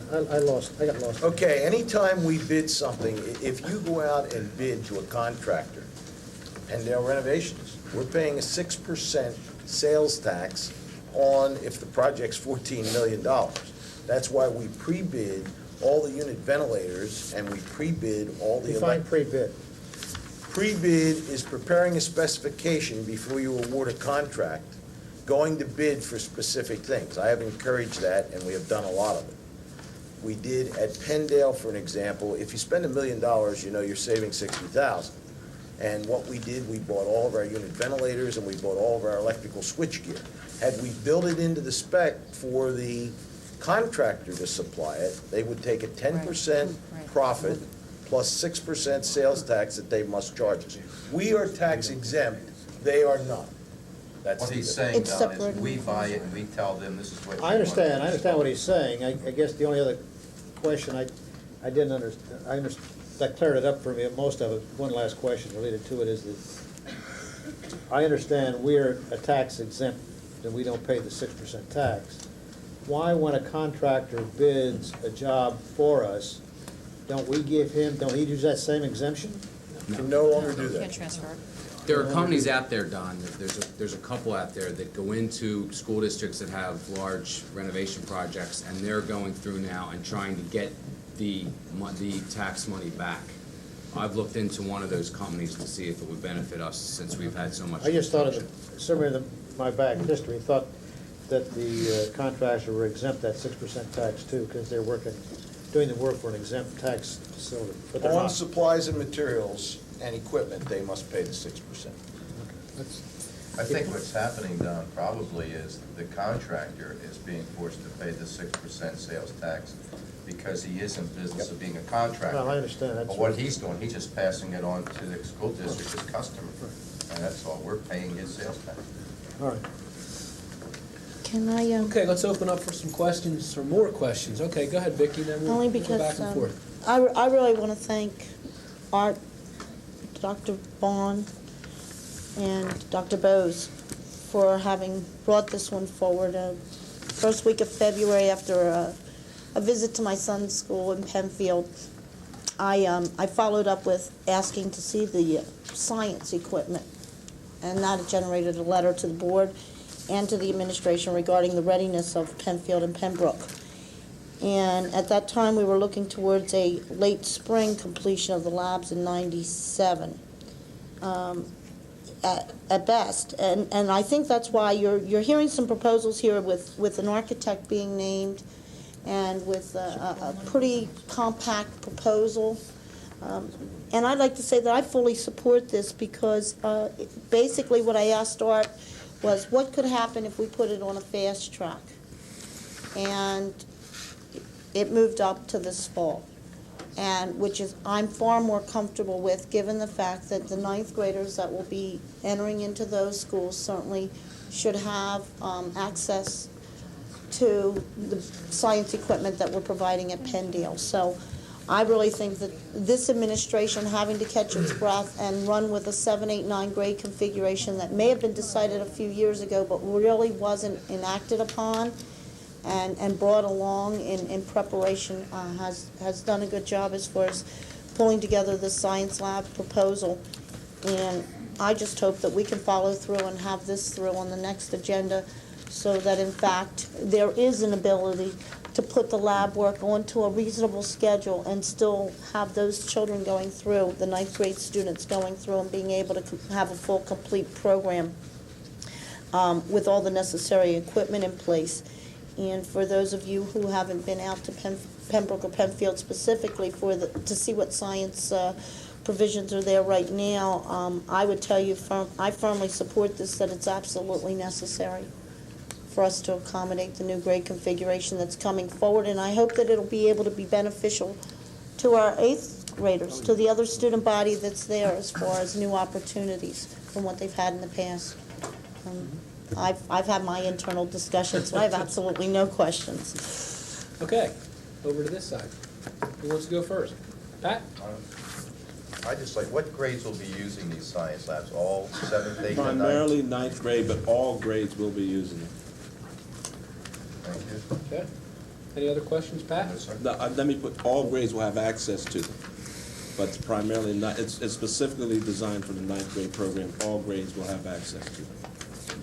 Okay, and the labs were really in such a deplorable condition that it is necessary? I don't think it's that they're in deplorable condition. It's a new concept. They're not individual student workstations. They're just a demonstration table with science lab tables, as we refer to them. And they don't have water, and they don't have gas, and they don't have electric. The other piece of that is that it's a different science that we're teaching, and we're building up from what's happening at the elementary schools and working through that system with the MERC and all of that. It's much more hands-on, and we had to create a hands-on situation for the youngsters that dealt with what's happening from kindergarten until they get to 7th and 8th grade. And therein lies the rub. I think you probably asked the question better than I did, because I think if we're just strictly making a comparison, what we have in Pembroke and Penfield, and compare it to what we have in Penndale, you know, we're always going to be playing catch-up, because that's a wholly, totally renovated building. But since you explained that it is in conjunction with what we're doing with the MERC program, then I don't have a problem. Yeah, it's function, not beauty. Right. Yeah, this is not cosmetic needs at all. That's right. This is completely equipment needs, Pat. Anything else, Pat? That's all, sir. Okay. Bill? Just to confirm what's already been said, I did visit one of the labs today, and I'm not sure why we can call it a lab, as it currently is. Like you said, it's a classroom with different desks, and I was really surprised to find that, and I do support what we're doing here, and I'd like to move very quickly. Okay. Sharice? Oh, I skipped, I'm sorry, Dave. Go ahead. That's quite all right. I don't have any questions. Okay, Sharice? Okay, Art, The project, as outlined here, says that it will be including necessary plumbing, ventilation. Is that going to include new windows for those classrooms? No, it's exhaust. First of all, we'll be putting in what we refer to as a fume hood, and you can see that in the photograph, and that's where you have a door that comes down as you're preparing your materials. It's in the side of the room if you look at the Pendale area, so we will have a fume hood that will be exhausted through the roof, but we'll also put exhaust ventilation in the classroom so that as they're doing experiments, we're pulling that out of the classroom. Okay. Windows will not change. Okay. And in regards to the hourly rate for Mr. Wormkessel and his associate staff members, Yes. what is the projected total number of hours? I asked Dick that, and he said, Arthur, we can't predict that, and we can't project that, and he said, you have to trust me like you have in the past, and I do.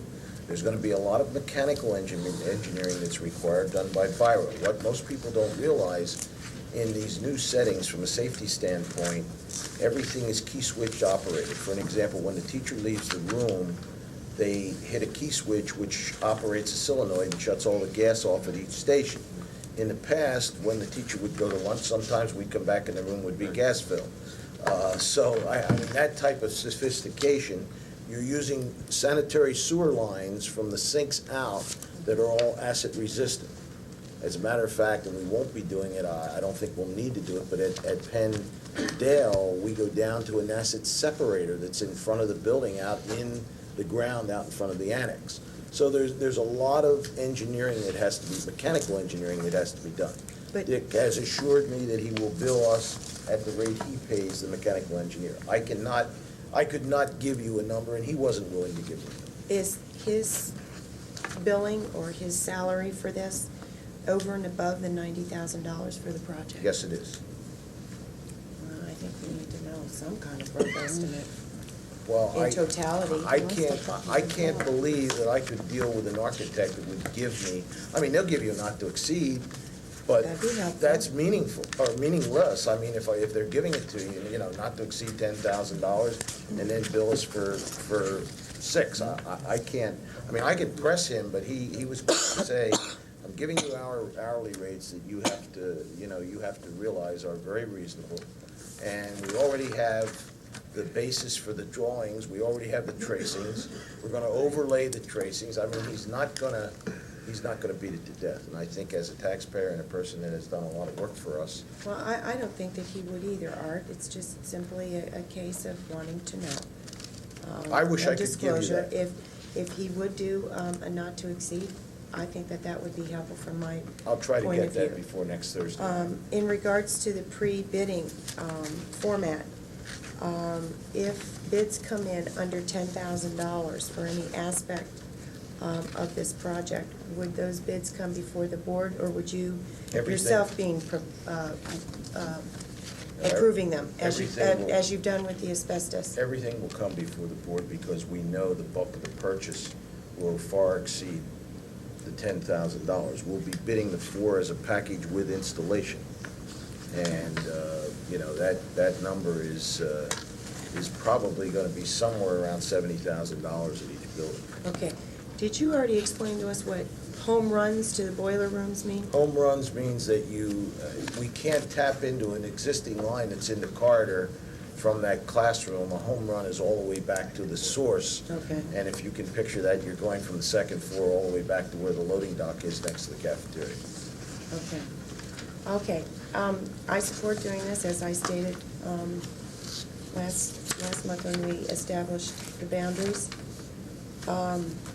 I'd like to thank Mrs. Shear for bringing this to my attention. I think it was back in October, and made me aware. And then when I visited Pembroke in January, I had a chance to sit in one of the science labs in my daughter's class, and I was a little amazed at the condition, not the condition, but the outdatedness of science classroom. I know that the science teachers, at least at Pembroke, are thrilled with this. I've had numerous phone calls from parents who were very concerned about their children staying at Pembroke and not having the same opportunities afforded to them as children going to Penndale. So I hope that that also relieves some of the concerns that have been presented to me as a board member. And I say we get started tomorrow. Thank you. Thank you. Thanks, Vicki. John? I support it, I have no questions. I have a Let's stay on this question. side. Don? It's fine, go ahead. Don? Yes, Dr. Bond, was Supervisor Donna Brown brought along the way with this science project? Yes. She was included Yes. as part of the plan for this? Yes. Okay. Thank both of you for expediting this matter as quickly as you did, and Art, as you continue to expedite and getting this up and going. And I guess as thank yous are going around, that thank yous be given to the entire board. It's good to see all 9 board members move ahead on not only the last subject of co-curricular, but now the new science labs at Pembroke and Penfield. And they're both 2 pro-educational moves we don't always get credit for because we're so busy pounding away at the budget. So when things happen, we should, that we all agree upon and are pro-education, we should recognize them and applaud each other. And it's good to see all 9 board members move quickly on something this badly needed. So I thank all of you, and I think it's great that we can move this quickly. Thank you, Mr. President. Any other questions or comments? Only to ask Art, is there anything that a verbal authorization would suffice to help move things along in between now and the next meeting, Art? I've been working with Dick, and Dick is the kind of person, if you turned him back next Thursday night, he'd say that's fine, but he's already into the Okay, I process. just wondered, is there something that didn't necessarily require an official vote, but you feel more comfortable with a verbal consensus for you to move forward so that We're gonna do we what can we- meet this timeline? We're gonna do what we have to do between now and next week. I mean, he's pulling things out, it's not gonna be as difficult in light of the fact that we just bid. And I also think everyone should realize Dick Wormcastle was also the architect of record for those Act 34 papers that dealt with Penfield, Pembroke. So as a matter of fact, it's basically the rooms that he had designated, was it not, Art, for originally to be science labs? Yeah, I think so, and there were also science rooms in the addition. That he had done a part upstairs of- and downstairs. The more sophisticated labs were in Right. the addition because it's easier when they're new. So his familiarity should be beneficial in pulling this through. Thank you. Okay, I didn't hear anybody that didn't support it, so I assume consensus, and we'll put that on agenda for final approval next Mr. Thursday. Clemens, may I make one more statement? It won't take me long, but I think I'd like to thank all of you for what we've been doing with this middle school situation. I recognize that a lot of what has happened with the middle school has been controversial. A lot of it has been put on us by other folks, but the decisions have been made and conversations have been held, and whether we've agreed with all the conversations or not, the most important thing for us is that we can make a decision and move forward. And on behalf of all those youngsters who will be coming to middle schools, some of yours, I want to thank you because we know what we need to do, and that's important to us. So for all those young folks and all those teachers out there, and for the principals of those schools, I say thank you. Okay, thank you. Okay, we need to change the tape. Oh, good. 2 things, though. We still have 2 more topics to cover, and we still have an audience of citizens. And my goal for tonight was to try to wrap up tonight's meeting by 10 o'clock, so we could move into executive session after that. We have a lot to do. I'd ask that everyone would just take the break and get back as quickly as possible. We're going to resume as soon as I see a majority on the board ready to roll.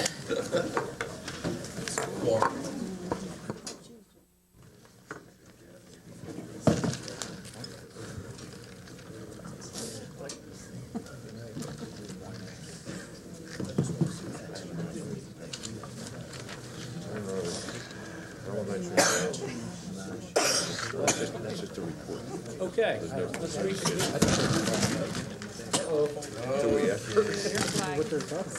Thank you. Said we start in a minute. We'll give you 30 more seconds then. What's in that water? Detention. Nice, nobody draws attention to it. Be prepared for not 96, 97. Okay. But we don't have a decision, right, but it's not on the agenda, there's no recommendation attached to it, is what I'm saying. It's a heads up. We can start without Okay. Dennis. Please start with Dennis. Before we begin, the next topic on the agenda is elementary enrollment report, and I do not believe we'll be taking any action on this in the future. It's for discussion purposes, to get it out on the table, and we'll discuss it some tonight. We'll see where we get with it, and we'll probably have lots of questions for Tom, and we'll come back at another time with some more questions. Saying that, I'll turn it over to Tom. Okay, thank you. What basically you have in your packet is two projections. You have what I called the straight line projection and what was the PEL mid-range projection. Those are the two projections that have been used typically in the North Bend School District since I arrived. Just to explain quickly, the straight line projections, what that does is it looks at what currently exists, moves it forward a year, and then at the kindergarten and first grade level replicates the same number over and over and over again. So obviously, the farther out you get, the more problematic it becomes, because if you have a large kindergarten or first grade this year, it just keeps replicating itself over and over and over again. With the PEL mid-range projections, Judy and I visited all the township buildings to look at housing starts as they now exist and are projected through the year 2000, and then figured that in using, again, the mid-range numbers. PEL gives you a low range, a mid-range, and a high range. We use the mid-range projections, which for the last number of years have been fairly stable with what our actual enrollment seems to be, oftentimes being within approximately 50 students of what we really end up having. And when you're looking at 72 to 7,300 children, 50 is not that far off.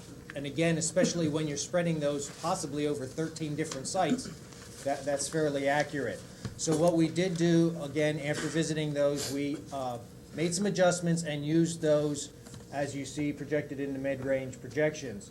What I did was, using the PEL mid-range, I took it out through the year 2002 and 2003. Arthur wanted that for his facilities group, because that's what they were looking at with the long-range planning.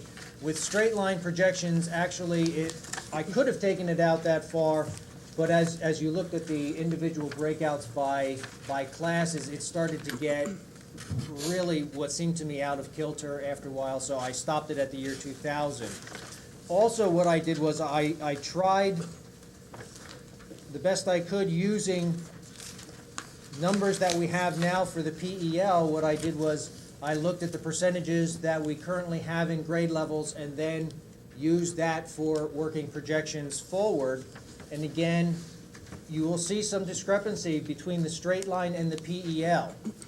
What happens is, when you're looking at the straight line, there are a few schools that had very large enrollments this year in the primary grades, and they grow disproportionately quickly, as opposed to an area such as Nash, for example, that had smaller enrollments in the kindergarten and first grade levels. And again, with straight lines, they would then stay smaller and in some cases actually decrease in needs. When we know, as we drove around and looked at some of these areas, which Judy and I did, we actually drove through some of these developments right across from Nash and saw that indeed these areas were going to be growing and not going to be decreasing, which the straight line projection would do as you keep taking that 63 or 69 children in kindergarten and first grade and replicating it over and over and over again. So again, that's where the discrepancy comes in, and you'll see some disparity between the straight line and the PEL projections. For those reasons, we really feel that the PEL mid-range projections are a more accurate prediction of what the school district will look like in the upcoming years. Also, The good news is, as I stated before, from very preliminary studies, we will fit next year. We may need a shoehorn in a couple cases to fit in, but we will fit next year. But what we need to do is look ahead to the future, and now's the time to do it, because as we look beyond next year we have possibly one art room across the entire system. Beyond that, we have a need for 7 classrooms across the system, then 11 classrooms, and 11 classrooms across the system. And that is using all art and music rooms. There is, that's using all spaces that are available. As you're looking at the charts where you see something that says SEM, that means it's a seminar room. That's a small room that is certainly big enough for some special ed or special needs, things like that, but it is not large enough to handle a full class size load. There are a few areas where you might even see FAC, and that's a faculty room, which in some cases would be used for instructional purposes, and then some other area would be designated as the faculty room for the staff. Also, there are some places where you might see half rooms. There are some rooms that are already, such as at Bridle Path, there are rooms that have a divider right in there and are built into it, and then we can use that as far as 2 distinct half rooms as far as the special ed is concerned, but they are too small to use for a regular ed classroom if you use it, or actually it would be for 2 regular ed classrooms, so if you use it for a classroom, a regular classroom, it would have to be 1 room. Again, as Art and Judy and I made our whirlwind tour around the school district, we went in and checked on square footage to make sure that we were in compliance everywhere that we went, and indeed, we found that we were in compliance as we went around the school district. Judy, did you want to speak a little bit about the special ed concerns? We are going to fit next year with special education, but there's an area I need to bring to your attention. Tom had mentioned in schools such as Bridle Path and Walton Farm and Montgomery, we have certain classrooms that have movable walls, and they work really well for us for special education. There is a square footage requirement in the state regulations for special education. It's 28 square foot per child. So those rooms really are wonderful, and we have used those consistently. There are 3 schools where we're going to have special education classes sharing a classroom that we need to do something with those classes. That is Gwynn North, Inglewood, and at Nash we have 2 situations. We have 5 programs that will be operating at Nash Elementary School next year and 3 classrooms. That's the bad news. The good news is we can make this work. Art has really worked some wonders for us over the years with special education and making accommodations for students. And when I talked to Art about the possibility of putting in some movable walls like we have in Walton and Montgomery, it's doable, and the cost would run about $6,600 for a wall. So multiply that out by 4, and we're talking almost $27,000 to accommodate that. The good news is, even if we put those walls in, if you have to go back and use those as regular classrooms, you just move the wall away. So it's not like you wouldn't be able to go back and use them for something else once the wall was put in. The reason I'm talking about putting in these walls is from a programmatic aspect. You have children who are placed in special education programs that have attentional problems. And they're in a classroom with 2 teachers and an aide talking all at once. And programmatically, for handicapped students, I really find that to be a problem. I just don't think it's instructionally sound. So if we can make those accommodations, we will fit next year. But I would have to tell you that that's something that we really need to talk about. Now, as with anything else, the question comes up, how are you going to provide for that? Where are you going to get the money? I will tell you what our administrative group has done. 2 years ago, we heard from the state level that there were contingency funds for special education. We wrote proposals, and we were successful in bringing $216,000 into the school district. We have duplicated that again this year. I just attended a meeting last week where they said that there was money available, and we should be hearing shortly. I'm hoping that we get some of those funds, and that'll offset this cost. So that's one area for your consideration. The other thing that I had to do in order to make this work, I had to move 2 full-time learning support classes out of Hatfield School over to Walton Farm where we had space. Hatfield is experiencing what we experienced a couple years ago at York Avenue. If you remember, we saw enrollment growth there, And the question came up, well, there's no housing being built. But you'll recall a lot of the houses were turning over, and Hatfield seems to be experiencing a lot of the same thing. The 2 classes that I'm moving have been in the Hatfield school for 8 years. So legally, we can move them. They have to be in a building for 3 years before you can move them. And we do have room for them at Walton. So everything will fit for next year. But they are the 2 things I wanted to bring to your attention. The one other thing that I did want to point out was when I was figuring out these numbers, what I used was I used our class size guidelines when I was figuring them out, and I used them very strictly. And by that I mean, let's say if you look at 2 6th grades, you might see one 6th grade that has 84 children, or one 6th grade that has 84 children in it. When you divide that by 28, which is the upper limit for grades 4 through 6, you end up with 3. If you look at another school, there might be 85, and you see 4. Now, for one child, you add a whole other section, but the problem is, we have those class size guidelines. I decided if I start fudging it one way or the other, there would never be any, real standard there. So when I was figuring out these numbers, knowing that they're going to bounce around a little bit, that's what I used. So the cutoffs were 25 in kindergarten through grade 3 and 28 in grades 4 through 6, and that's what I used as we were going through this. Basically, what we wanted to do was we wanted to present the enrollment figures to you this month so you can look at those, and between now and next month, Art and Judy and I and Dr. Bose and whoever else needs to be involved will be looking at solutions, possible alternatives. That's not what our intent was this evening, but it was really just to get the numbers out in front of you to show you that this is where we stand. I do apologize for the small size. This was not an eye test, although it may have seemed that way. But what happened was I did it on my spreadsheet, and it was on a legal size paper, and that we just had to shrink it. We shrank it only as much as we had to get it out to you. So I apologize that it was a little tight there. Okay, thank you. I think the one thing, though, I did want to add, we always have had some art and music rooms as buffers in case we got stuck in terms of adding a new program or a special education program.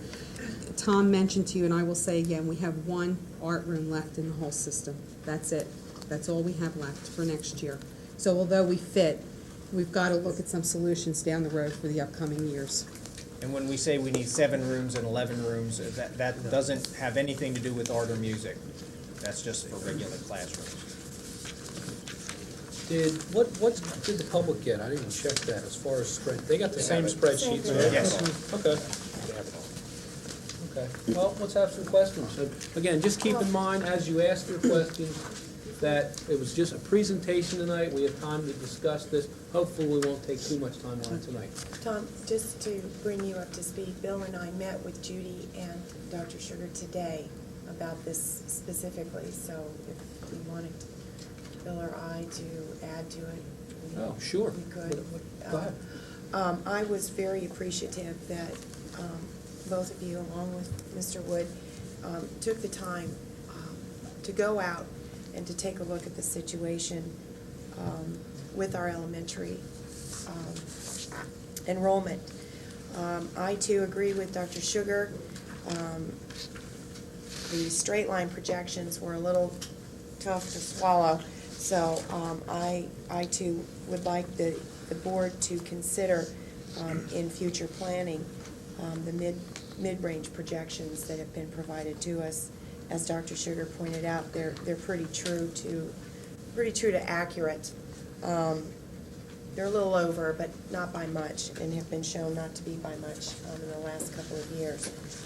I do have a concern, that Judy pointed out, that the board consider what to do in regards to the special ed needs at Gwynor, Inglewood, and Nash with the removable walls. I would like to see some conclusion to that concern with the decision made by the board, so that we can get that online for next year.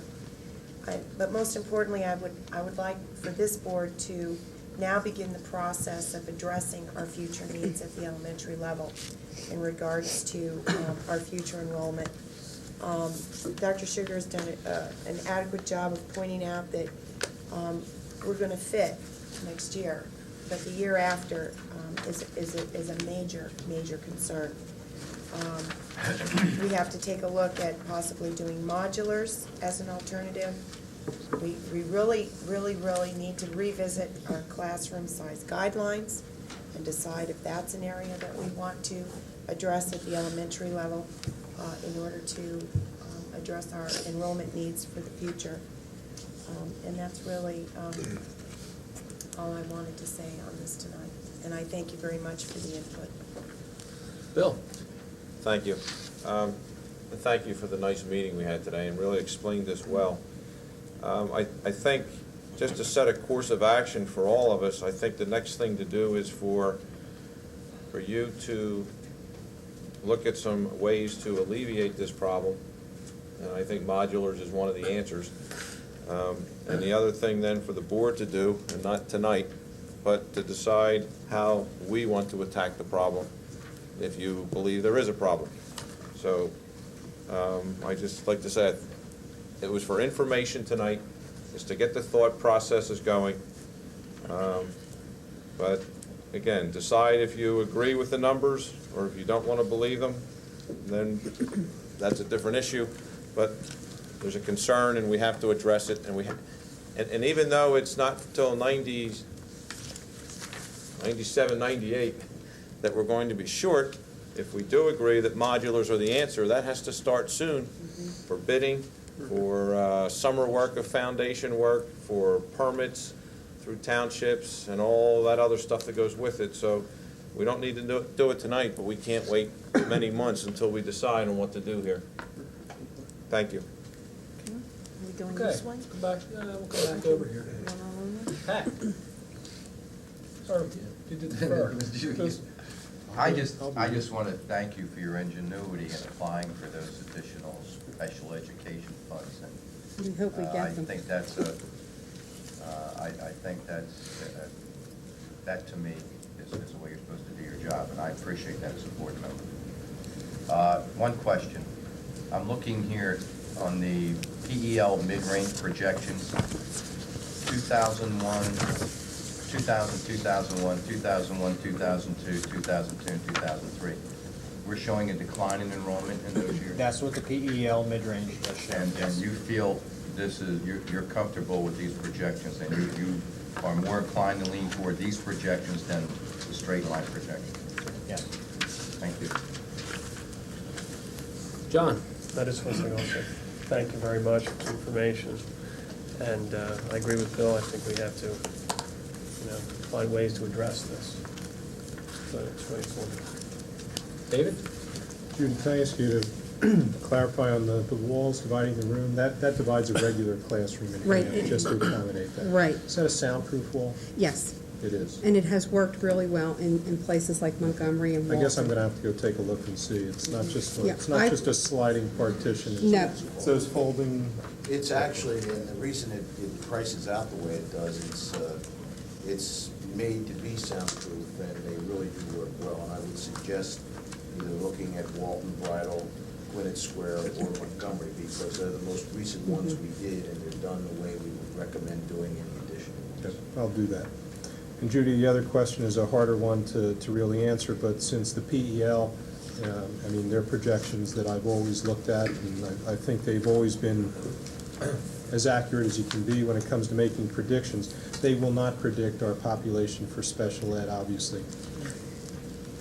How comfortable do you get with the numbers you have? Bill asked that same question today, and I will tell you, I look for trends every year, and the only thing I can tell you is the trends are unstable. When I first came to the job, the summer of '91, we had 5 students move into the district who had IEPs that were classified as learning disabled, and 4 gifted. The second year, we went to 36 students that moved in with IEPs on the handicap side, and 25 that moved in for gifted. And it's been up and down like that every year that I've been in this position. So we can't find any trend that keeps us saying, well, we could expect X number of students. I will tell you, we've added approximately 4 classes every year at the elementary level. And that's really what I'm trying to get at, because I think we still have an excellent reputation as far as special ed goes, and people move here for special ed. So the predictions there, again, outside of PEL, it adds another uncertainty to any planning that we're doing, I feel, outside of regular projections. Right. Thanks. Don? Yeah, thank you for the information. I appreciate that. I think clarification, move ahead with these petitions. It doesn't need a board action, does it? Yeah, Don, excuse me, I would say this. Partitions are a long lead item, and some of you probably won't like what I'm gonna say, but you need to have an architect, and I'll tell you why you need to have an architect. The liability, the professional liability, they're very, very heavy. They're structural steel that has to be put in the ceiling to support them from the existing bar joists. And it's not something you can just pick out of a catalog and write a spec around. So you do need to go through the Department of Ed, through Labor and Industry, and you need to have a bid document on the street. And quite frankly, the lead time is not good. I mean, it's just the nature of the beast. I talked with the general contractor today, Steve Swartley, that was the GC Penn Builders for Walton Farm. And as I fished a little bit to get some numbers, it's coincidental, but he's doing 4 right now at Indian Valley Middle School in Souderton. So he had a contract and he was able to give me the information from Modern Fold. There are only 2 or 3 good manufacturers that you would accept. What do we have to do now to get it moving? We need to recommend. Can you be more direct? Tell us how you really feel. We need to recommend an architect. I mean, we need a board action on this? You'll need a board action. Why an architect as opposed to an engineer? Because an architect is dealing with a number of things. He's dealing with the ceiling configuration. I mean, he'll do it, he does it all the time. Engineers typically don't spec doors. Oh, okay. They spec the big folding doors in gymnasiums. But even when we replaced our gym door at the high school, we had a local architect do that. So what you're saying, we bring an architect in, but we don't have to bring an engineer in on top of that? No, the engineering is usually done, quite frankly, through a phone call on his behalf for loads and that type of stuff. If we move on the action meeting to have an architect for this endeavor, then what's the timetable? Develop specifications. First of all, I guess when I say identify the 4 rooms. What is the next board action required and when? Roughly. I hate to hold a gun to your head. If this came as a surprise to all of us. I understand. I would like to come with a recommendation if I could in March. I mean, we're just not going to make September. It's a shame. In March, we talked about approving an architect. I'm talking myself here. Right. We approve an architect in March. What happens next as far as the board? We identify 4 rooms on the 22nd of March, if you approve it the 21st. We then supply him with our original drawings, which gets him going to do what he has to do, the bar joist configuration, et cetera. And he develops a spec and we go to bid, but we have to advertise 3 consecutive weeks. He's probably gonna need minimally 5 to 6 weeks for design because of Department of Ed and so forth. All right. Now, the other way, no, I don't even want to say, the other way that you can do it, since they're individual buildings, you could do sealed quotations. And you probably would still get pretty much the same price because they're less than $10,000. Tom, it sounds like we need this on the agenda Right away. as an action item in March. Right. Next Thursday. And I would say to you, I would recommend, and you need to think about this and process it with me, I would recommend Mr. Del Ciato, only because he's right on Sumney Turnpike in North Wales. This is a case where you're in doing all kinds of field measurements. And if you're gonna get your best pricing for your design, it's got to be, you can't come from Harrisburg or Lancaster. For doors. It's gotta be someone local. Every time we've done anything with him, many of you had a chance to see the classroom we converted at Knapp. I mean, he just does it, makes it happen, and we get it done. Tom, as we say, handle it. Yeah, let's do it, Tom. Okay. Is there consensus? Sounds like it. Another question relative to this enrollment is as we look ahead to the ensuing years, and the fact was brought that maybe we're going to need modulars or whatever, I'd like to think about the whatever as related to class size. And we talked about class sizes now being, I think you told me 25 and 28? Correct. I don't know if I sat here and said it was 30 and 32, maybe that's too big and maybe it's not too big. I don't know what's reasonable. But I would like to take a projection at some, looking ahead of the next years and see what the class sizes would have to go to accommodate the students as you see projected without enrollments. That never may be to size that's not reasonable, but I'd like to have an idea what that would be. You understand what I'm saying? Right, and I've played with that somewhat already. I've looked at what the impact is if you move it up to, say, 27 and 30, okay, and that does have a significant impact. But what I can do is I can work it out exactly and have it in the same kind of charts as you see currently, using like 27 and 30, see what that does, and even go higher if we have to. But again, when we come back with possibilities, the possibilities, you know, could be numerous. And that But that gives us some to work with. We have to have some guidelines. That's all I have. Okay. The needs are obvious, and I think that, as Don had already said, that we just expedite and move on. We have to step up to the plate, and it's time to hit. There's things we should discuss on the ground, and things are just, you know to do. And so I think we don't delay. You get what you need tonight and let Art go and move ahead. I think you have enough board members, Tom, that would rather move ahead. The community has demanded two things. They demand creativity, and they demanded stewardship. We've proven at the elementary level, at least, we have done both. Your options here to separate a room with a soundproof dividing wall is creativity. And we're at maximum capacity for the most part in these buildings, so that's stewardship. So you just, you know, we're out of discussions. So I think you take it and move it tonight. Vicki? Art, on the 6,600 price, or Judy, was that including the architect? Or is this again, this is the doors, right? Every time This is just I the give doors. you a Okay. price, I'll give you exclusive of the architect and any contingencies. I mean, you know, Okay. I only got the assignment, I guess, this morning. So it's he the works best fast. number I could come up with. Okay, so this is an estimate, and then You the will pay architect, because I didn't know an no, the architect until architect's afterwards. fees will be above and beyond. And for Dr. Sugar, I understand a couple of weeks ago that you had actually did an inventory of our different buildings as to which ones would accommodate modulars. There was something like 30, I thought you said that, Art, that you said that you assessed. We've done that so many times, and I think there's a lot of things we need to talk about. I think we need to talk about looking at, because of the land that we have at Knapp, and because of the ease of expanding, and this is just me talking, this is Arthur talking, as far as expanding the core facilities.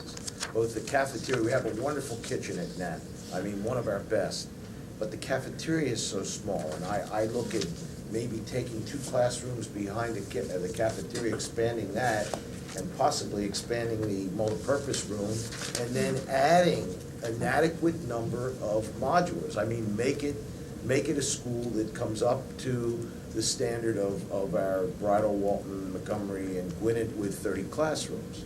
So that's just, there are a lot of possibilities. There are areas where we can't add modular classrooms.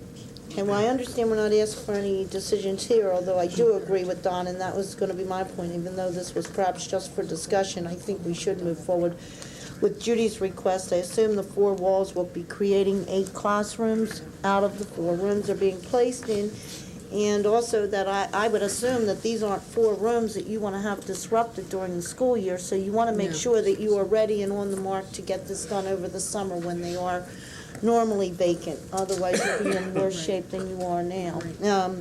So I fully agree with that. I asked about the modular listing or the inventory regarding which schools can accommodate them, because if there is information like that, while we're spending the time as evaluating this, if that's out there, I would appreciate that information coming to us, so that those of us who want to sit down and look through these years of these projections and see how they correlate, where where there is an ability to add classrooms, because we do have certain schools that are going to be going over the line, but modulars are out of the option, are not an option because of the property and the way it's situated. So I would appreciate I'll knowing. have that in everyone's packet for Knowing those where for Friday. modulars are viable, and then we'll, as, I believe it was Bill requested, and perhaps another board member, that any other recommendations or the list of options for us to have time to look this over and get ourselves ready to address this situation would be appreciated. And I think that's it. Thank you very much. Okay. So it sounds like for sure on the agenda for next week, Art, you're gonna need to prepare something. Hopefully you get something into our packet for Friday. Recommending Delciato as the architect to come up with, probably be spec'ing modern fold partitions to go into the elementary schools that we talked about. Do we have a problem with that? No. That's okay, that'll appear on the agenda. Tom, just relative to what Art was talking about with this with the NAPCOR facility expansion stuff, Art, was that a part of the feasibility study? Not really.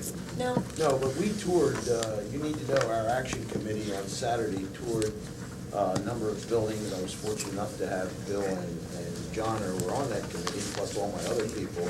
And as we went from building to building, we talked about, where we could add modulars and what the shortcomings are. But we have a bit of a feasibility study that I did with Dick Warncastle for modulars. I mean, kind of a free thing, Dick, will you help me work this out? And that's what I'll show you.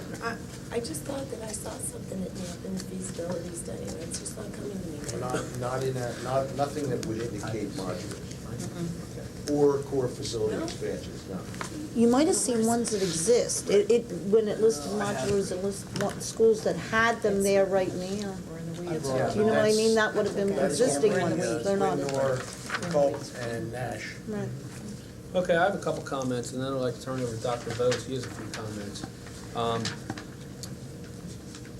This has been this was back when we were this was the Plan Con for North Penn East, but this had the old PEL numbers in it, and this has kind of been my Bible for the enrollment projections for elementary school, and I've also been using the current PEL, and do all the current board members have a copy of this PEL? And if they don't, I think we should get them. What's the date? This is the newest one. This is the 1990 November 1994.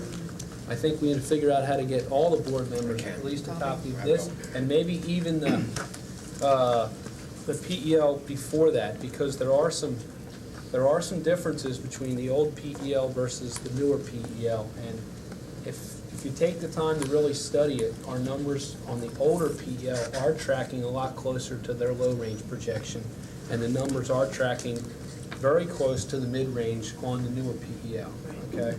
I used the newer. Right, and I double-checked that in this book, and yeah, what the community does have, Dr. Sugar used the numbers from this PEL, so it's the most updated PEL that we have. While I agree we are getting tight, I've looked at it, and if you really look and you go back, I asked Ken Weir to give me 10th day enrollments back in 1989.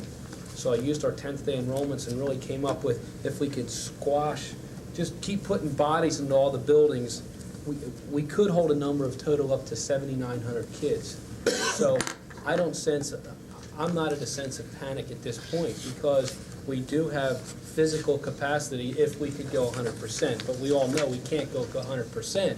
We don't want to go 100%, but sometimes numbers are brought out, and right away the community thinks, oh no, we're at capacity. Well, Pembroke right now is, according to our numbers, we're over capacity at Pembroke. I'm not suggesting that we exceed capacity. I'm just suggesting that as we look, I think there are some good ideas brought out. I would, Dr. Sugar, like to know what 2 students per class would impact, I think we're right at, if I looked at your numbers correctly, we were in the 7,600. We were getting close to 7,600 at K, or even a little more than that, how we spread that out. But I'd like to see that. I also would, as I studied this last night, I came to the same conclusion that I took the feasibility study that Art had and came to a real conclusion that NAP would be a sensible place to look into modular. So I'm repeating a lot of the things that were said, that they do sound logical. And I think that if we, as a board, we're never going to agree 100%, but if we could at least come to some kind of consensus that we're going to try to agree on some numbers, to get close to numbers. That way, we can give you direction on how to move forward for the years past 96. We're in good shape for 96, 97, but we can really look at how we can accommodate for the years following. So again, I'm going to ask Ken to follow up and get all the board members a copy of this. And if you all want, or the newer board members who don't, you may want to get the older PEL. I don't remember what year it was. I think it was 92 or 93 when we the older PEL. But again, this is where Tom took his numbers from. I think we had a lot of good discussion on that. I think we need to bring it back up again, and I appreciate the report and the small writing. That was a good test for. Sorry, I had no problem with it. Dr. Bose had some comments he wanted to wrap up with. I'm gonna turn it over to the audience as citizens. We're not gonna get to the high school. We're past 10 o'clock, and we're gonna have to discuss as a board how we can lump the next items together for another work session that we're gonna need to have. So we'll discuss that after Dr. Bose makes his comments. Well, at the risk of being redundant, I want to say what I hope our guests believe is obvious, that there's a great deal of concurrence tonight, and the board is to be commended for recognizing that we do have to take the time to plan and plan accordingly. We'll probably always debate the numbers, and after all, the numbers are projections, but the numbers are reliable indicators of trends we've already lived through. We know we're a growing school district. We know we're reaching the outer bounds of the limits, after which we would be doing a disservice to ourselves and the children we serve. And so the board's recognition that there already is a base for planning and the initial stages of planning underway. We can accommodate our enrollment next year. And Dr. Sugar has demonstrated with the numbers that we can rely on, how we're going to do that. We can also consider buying more time by considering an extension of enrollment limitations, class size limitations, I should say. Beyond that, then we can consider where we might add additional facilities, and there are some places, as Tom Clemens has already pointed out, that are just illogical. NAP comes to mind. And some other places as well that are below our larger schools, and our larger schools operate quite well. So I'm pleased to hear this kind of discussion. I congratulate the board and members of the staff for already beginning what could be the right way to plan for our school needs in the future. Thank you. Thank you. Okay. Again, we're going to stop here for the night on what's on the agenda. I'm going to open up to the audience of citizens on anything that we have talked about tonight. Ma'am?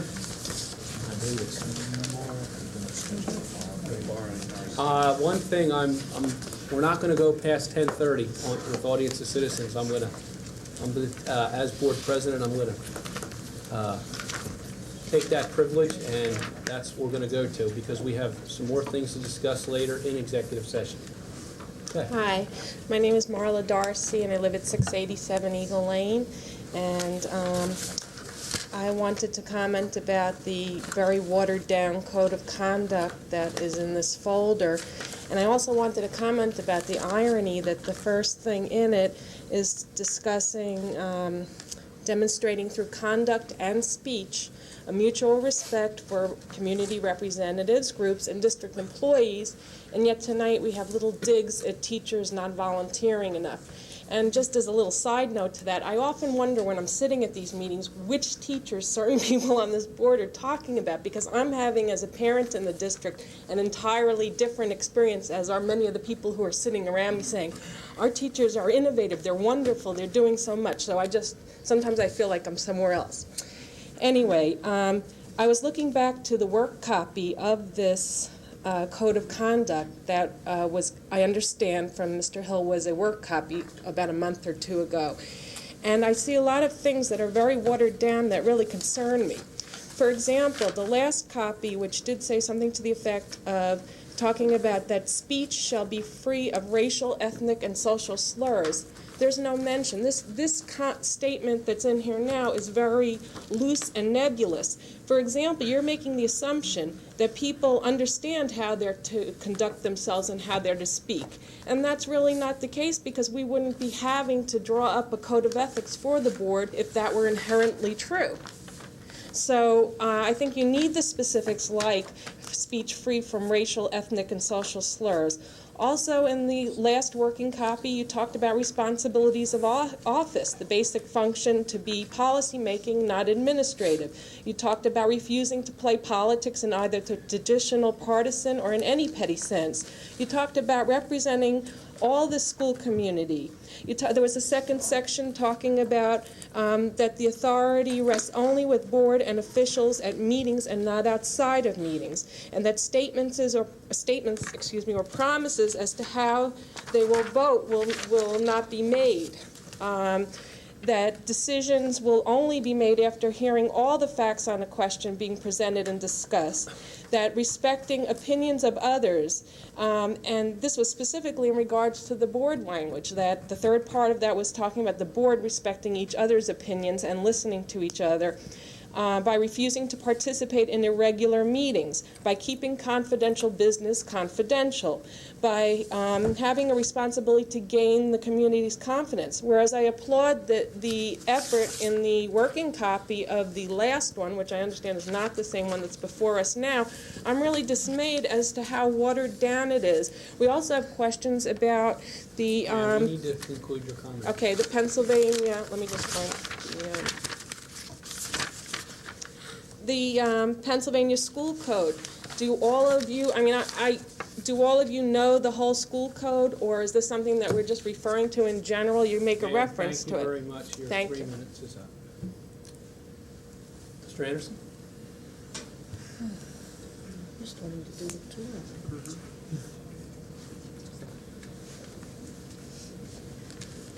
Thank you, Mr. Clowns. Mr. Sugar, does North Penn School District have a goal of providing dedicated art and music rooms, or is that just a tradition in our school district?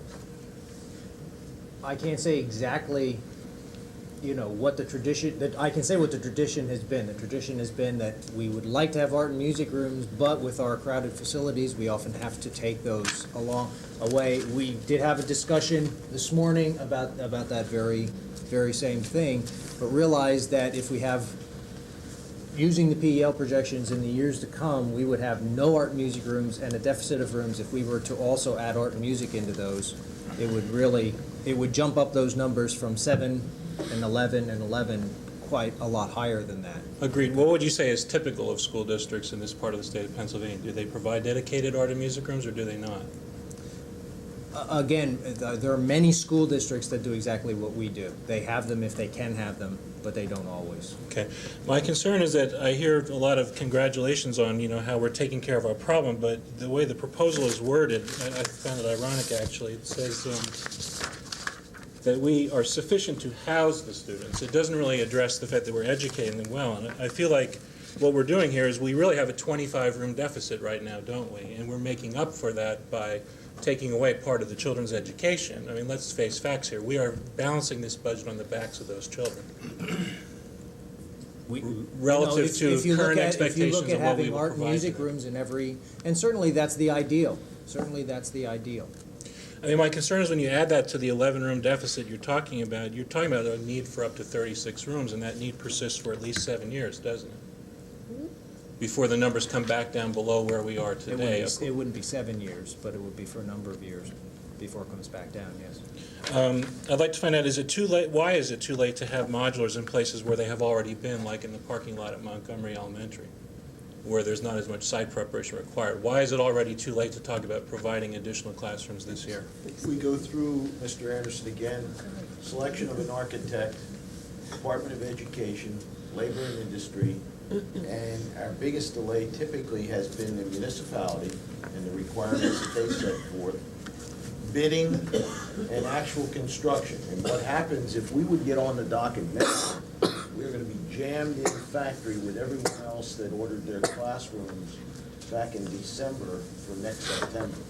So to bring them forth for this September, we've passed the point of no return. And is the site prep even required in places where it is a previous Well, site? it depends what you're doing. If you're doing a comparable modular to what we have now, which is two halves put together, 12 by 36 halves, you need the site prep. If you do, and even with what we did at Montgomery a couple of years ago when we brought a 14 by 70 in, there was still a lot of prep. I mean, we had to build stairs, we had to put a skirt around it, we had to get electric to it.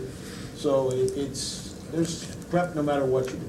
Okay. It's not as simple as bringing a travel trailer in and unhooking it and being ready to sleep in it that night. No, I appreciate it's not that easy, but I thought perhaps the township requirements are less if it's going back to using something in a way that it They're has been used greater. before. Okay. They're great. Finally, I'd just like to comment on the discussion about the athletics. I am certainly all in favor of providing opportunities to students, but I found Mr. Clemens and Ms. Mengel's comments a bit ironic about providing additional opportunities, because I'm wondering what these ninth graders will do when their aspirations are cut down by the severe shortage of opportunities that's being proposed once they reach 10th grade through a dramatic cutback in opportunities that will be available to our students, given that we're going to take 3 grades worth or 3 schools worth of children and shove them back into one rather large school which has only one opportunity available in each one of those areas. And I think that ought to be considered, because I think we're reaching the point now where we are sacrificing the 10th through 12th graders' opportunities and yet talking very piously about adding opportunities for 7th through 9th graders. Thank you, Mr. Anderson. Ma'am? My name's Meg Nelson, and I live on 34 Harper Lane in North Wales.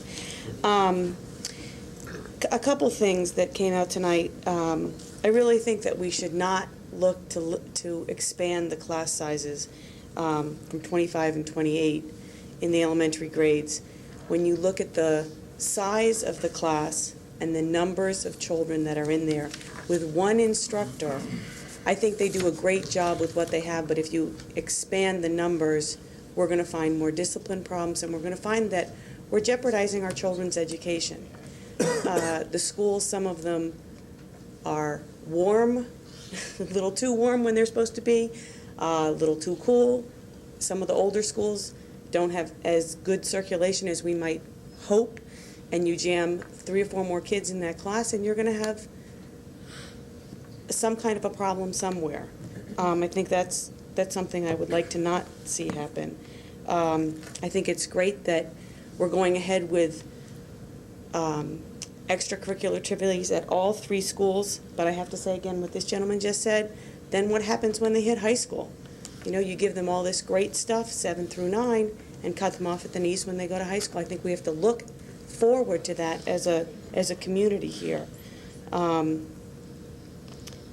All the elementary schools, I don't think, have the capabilities that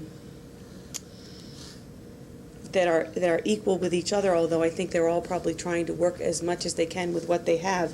If you look in the projectives, if North Wales gets 2 children in 3rd grade and 2 children in 4th grade for next year, then we don't have an art room, which we haven't had for the last 4 years, and we're 2 classrooms short.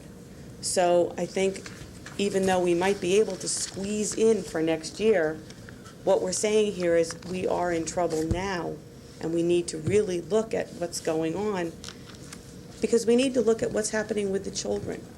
And the education is more important than the dollar. Thank you. Thank you. Ma'am, Connie? And we'll start in the back. Good, Connie. You might as well line up. Connie Spire, up at Gwinnett Township.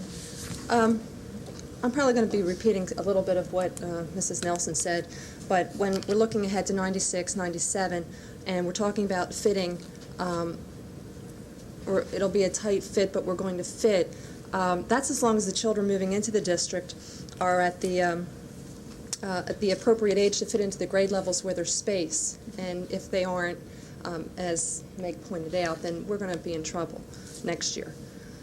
I know that Mr. Hill and Mr. Clemens mentioned class size and the possibility of increasing class size. I realize when we have to brainstorm, we have to look at all options. I know Dr. Sugar has been instrumental in moving the elementary more towards the whole group or heterogeneous instruction. And this type of method of instruction is more successful with the limited class size. I think most people can look at it logically and realize that it's much more difficult for a teacher to meet the needs of all students with a broad range in ability.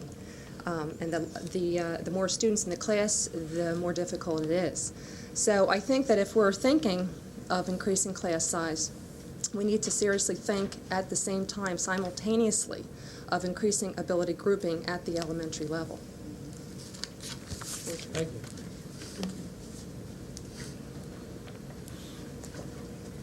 H. Bruce Gordon, Lansdale, Montgomery Township.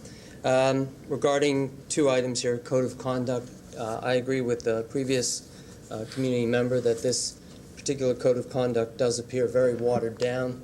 I appreciate if everyone understands what's meant by the intent of this, but I think this board could use a bit further definition by which to follow their code of conduct in working with the community and amongst themselves. With regards to class size, my two kids are in Montgomery Elementary now. One particular comment that came back to us from my son that was in kindergarten was that due to the busing situation, it was recommended that our particular development be in the morning session, when if we were willing to carpool and drive my son to the afternoon session, he could be in a class that had much fewer students. And so the per-student ratio in classrooms, not only at the kindergarten level, but throughout the elementary school, is of grave concern, and I would certainly not like to see us increase that. Thank you. Thank you. Good evening. My name is Joanne Orr, and I reside in Lansdale. I'd like to direct my question to Tom Clemens. When have you scheduled the third item on the facilities to be discussed? The third item under the facility. The addition of the high school? Yes. We haven't yet. When can I find out? Pardon me? When can I find out? As soon as we're finished the audience of citizens. I'm going to Thank you. talk to the Thank board you. to find out when the board's going to be available to schedule another work session. What I explained that in the beginning of the meeting, that we wouldn't get all the way. I was hoping to get to the high school tonight. I also mentioned that we have an executive session tonight after this meeting. My goal is to be complete with this meeting at 10 o'clock. We didn't quite meet it. So now after the audience of citizens, we're going to have a discussion to find out when we can do that. Thanks. Any other questions or comments? Okay, thank you. Okay. We need to have a discussion. We need to talk about two things. We obviously didn't get to the addition of North Penn High School, nor did we get to the many items under finance. The addition to the high school certainly affects finance, so I think we can include that under the finance heading, and that needs to be the topic of our next work session. I talked with Mrs. Mengel this afternoon and with Dr. Bose a little bit about talking to the board tonight, just finding out how we did tonight. I think we got pretty much accomplished, but is there any chance that we can all get together again, I hesitate to say Thursday night? No. This Thursday? You gotta get a calendar. This Thursday. Gotta get a calendar. I have something scheduled. How about tomorrow night? No, we can't, we have to advertise, don't we? Well, it's a work session. Work sessions. You want to do it before next week's action meeting? Is that I'd what like to, you're in looking for? fairness, and I know Fred had a request, and in fairness to Fred, there are some more items on here, additional school bus needs, talking about budget development, but I'll tell you what, I'd like to at least make an attempt to discuss, for sure, the addition of the high school, the North Montco expansion, and the additional school bus needs, to see if we can get consensus to see how they would appear on the agenda for next Thursday. So I think we should try to schedule a meeting between now and next Thursday. I talked with Mrs. Mengel, and we both felt that if we could do it by the end of this week, it would be better. It would give board members more time to think before the next Thursday meeting, but we could push it in. We could pick a night next week. We could pick next Tuesday night. I would not be here if we did that. We have JOC Monday night. That's And Monday you have night. an action meeting Thursday night. Right. If you had enough people available tomorrow night. You have a quorum. We do not have to advertise a work session the way we have to advertise a public action meeting.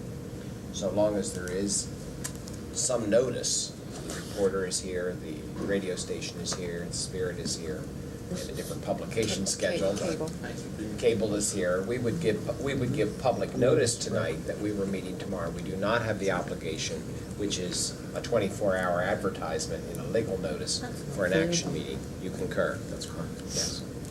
What's tomorrow night like? 13's okay for me. Tomorrow night's okay. Yeah. Vicki? Bill? I don't think I'll be able to move that one.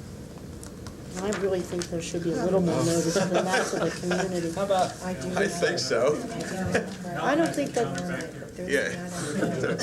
I'm fine. She says you're not good for the morning. Well, You're okay tomorrow? That's Thursday okay. night would be better for me. yeah, Thursday night's better for me too. Well, let's, hands, who's better for Thursday night? Who's not, wait, what do we do? Who prefers Thursday night? Who prefers tomorrow night? I'll do any night, doesn't matter. This is, I'm open for discussion. You have I more don't- for tomorrow it's- night There than you there are do definitely more Thursday for night. tomorrow night, but in all fairness to everyone here, maybe tomorrow night's not a good idea either. I'm just. What about next Tuesday? About the 19th. Dr. Bose could come in late, but you might not be here, but what about the rest of the board? I could be here Tuesday night, but I would be a little late. And so would Dr. Bose. So would Dr. Bose. What about Tuesday night? It's okay. Next There's Tuesday another night opportunity. would be better. Bill? Checking. We got back to back. David. JOC. and then next Yeah, I can do Tuesday. Tuesday's bad. I'm not sure how important I am to this session. If you're talking about the second high school, I'm not available Tuesday. You're not available Tuesday night. Mr. Clements, I'm not available Tuesday night. How about next Wednesday? It's all finance. It's all Finance finance. and secondary ed. How about next Wednesday night? Wednesday night's okay. The night We'll before? have a work Well, session and an before. action meeting the next night. I'm just throwing dates out. I know we have an executive session, but is there any more of this business that we could conclude tonight, which is a scheduled work night Well, for us? not tonight, and the administrators aren't prepared. I talked to them this afternoon that we had to have an executive session tonight, and that I was not gonna go late, period. None of those topics are short. None of them. Period, exactly. None of them are short. I'm sorry to hear you say that, because I thought mine was. Your part was. You're just wishing too hard. Really, yeah. I think it was. I know where I am on the addition to the high school, but I don't think we wanna get into that tonight. Mr. Clemens, if I could just suggest for, I know that tomorrow night is last minute, but it doesn't seem like we have enough people available for Thursday night. The finance director isn't available for Tuesday night. We really don't have much choice, but tomorrow night and next Wednesday night. That's- 13th and that is 20th. true. One of the Wednesdays. So, I I think guess, Wednesday's a tough time to do it before the meeting. How about tomorrow night? I can All right, be here. tomorrow Let's try it again. Who can make it tomorrow night? I'm not I sure. absolutely have. I'd have to rearrange, I can't commit. 3, 4, 5, 6. There's a quorum. We got a quorum. We're gonna do it tomorrow night, 7:30. 7:30. And cap it At your house before this. My house. Yes, and again, we're gonna Less than cap it 24 at hour 10 o'clock. Pardon me, Vic? So it's going to be hard turning the information around for this major topics within less than 24-hour notice to the board as well as the community. Well, we have a full platter. Oh, go ahead. This is what we're gonna do. We're gonna meet tomorrow night at 7:30, under the items below, okay? Now, there will be an executive session after this meeting. Call for adjournment. Seven. Adjournment.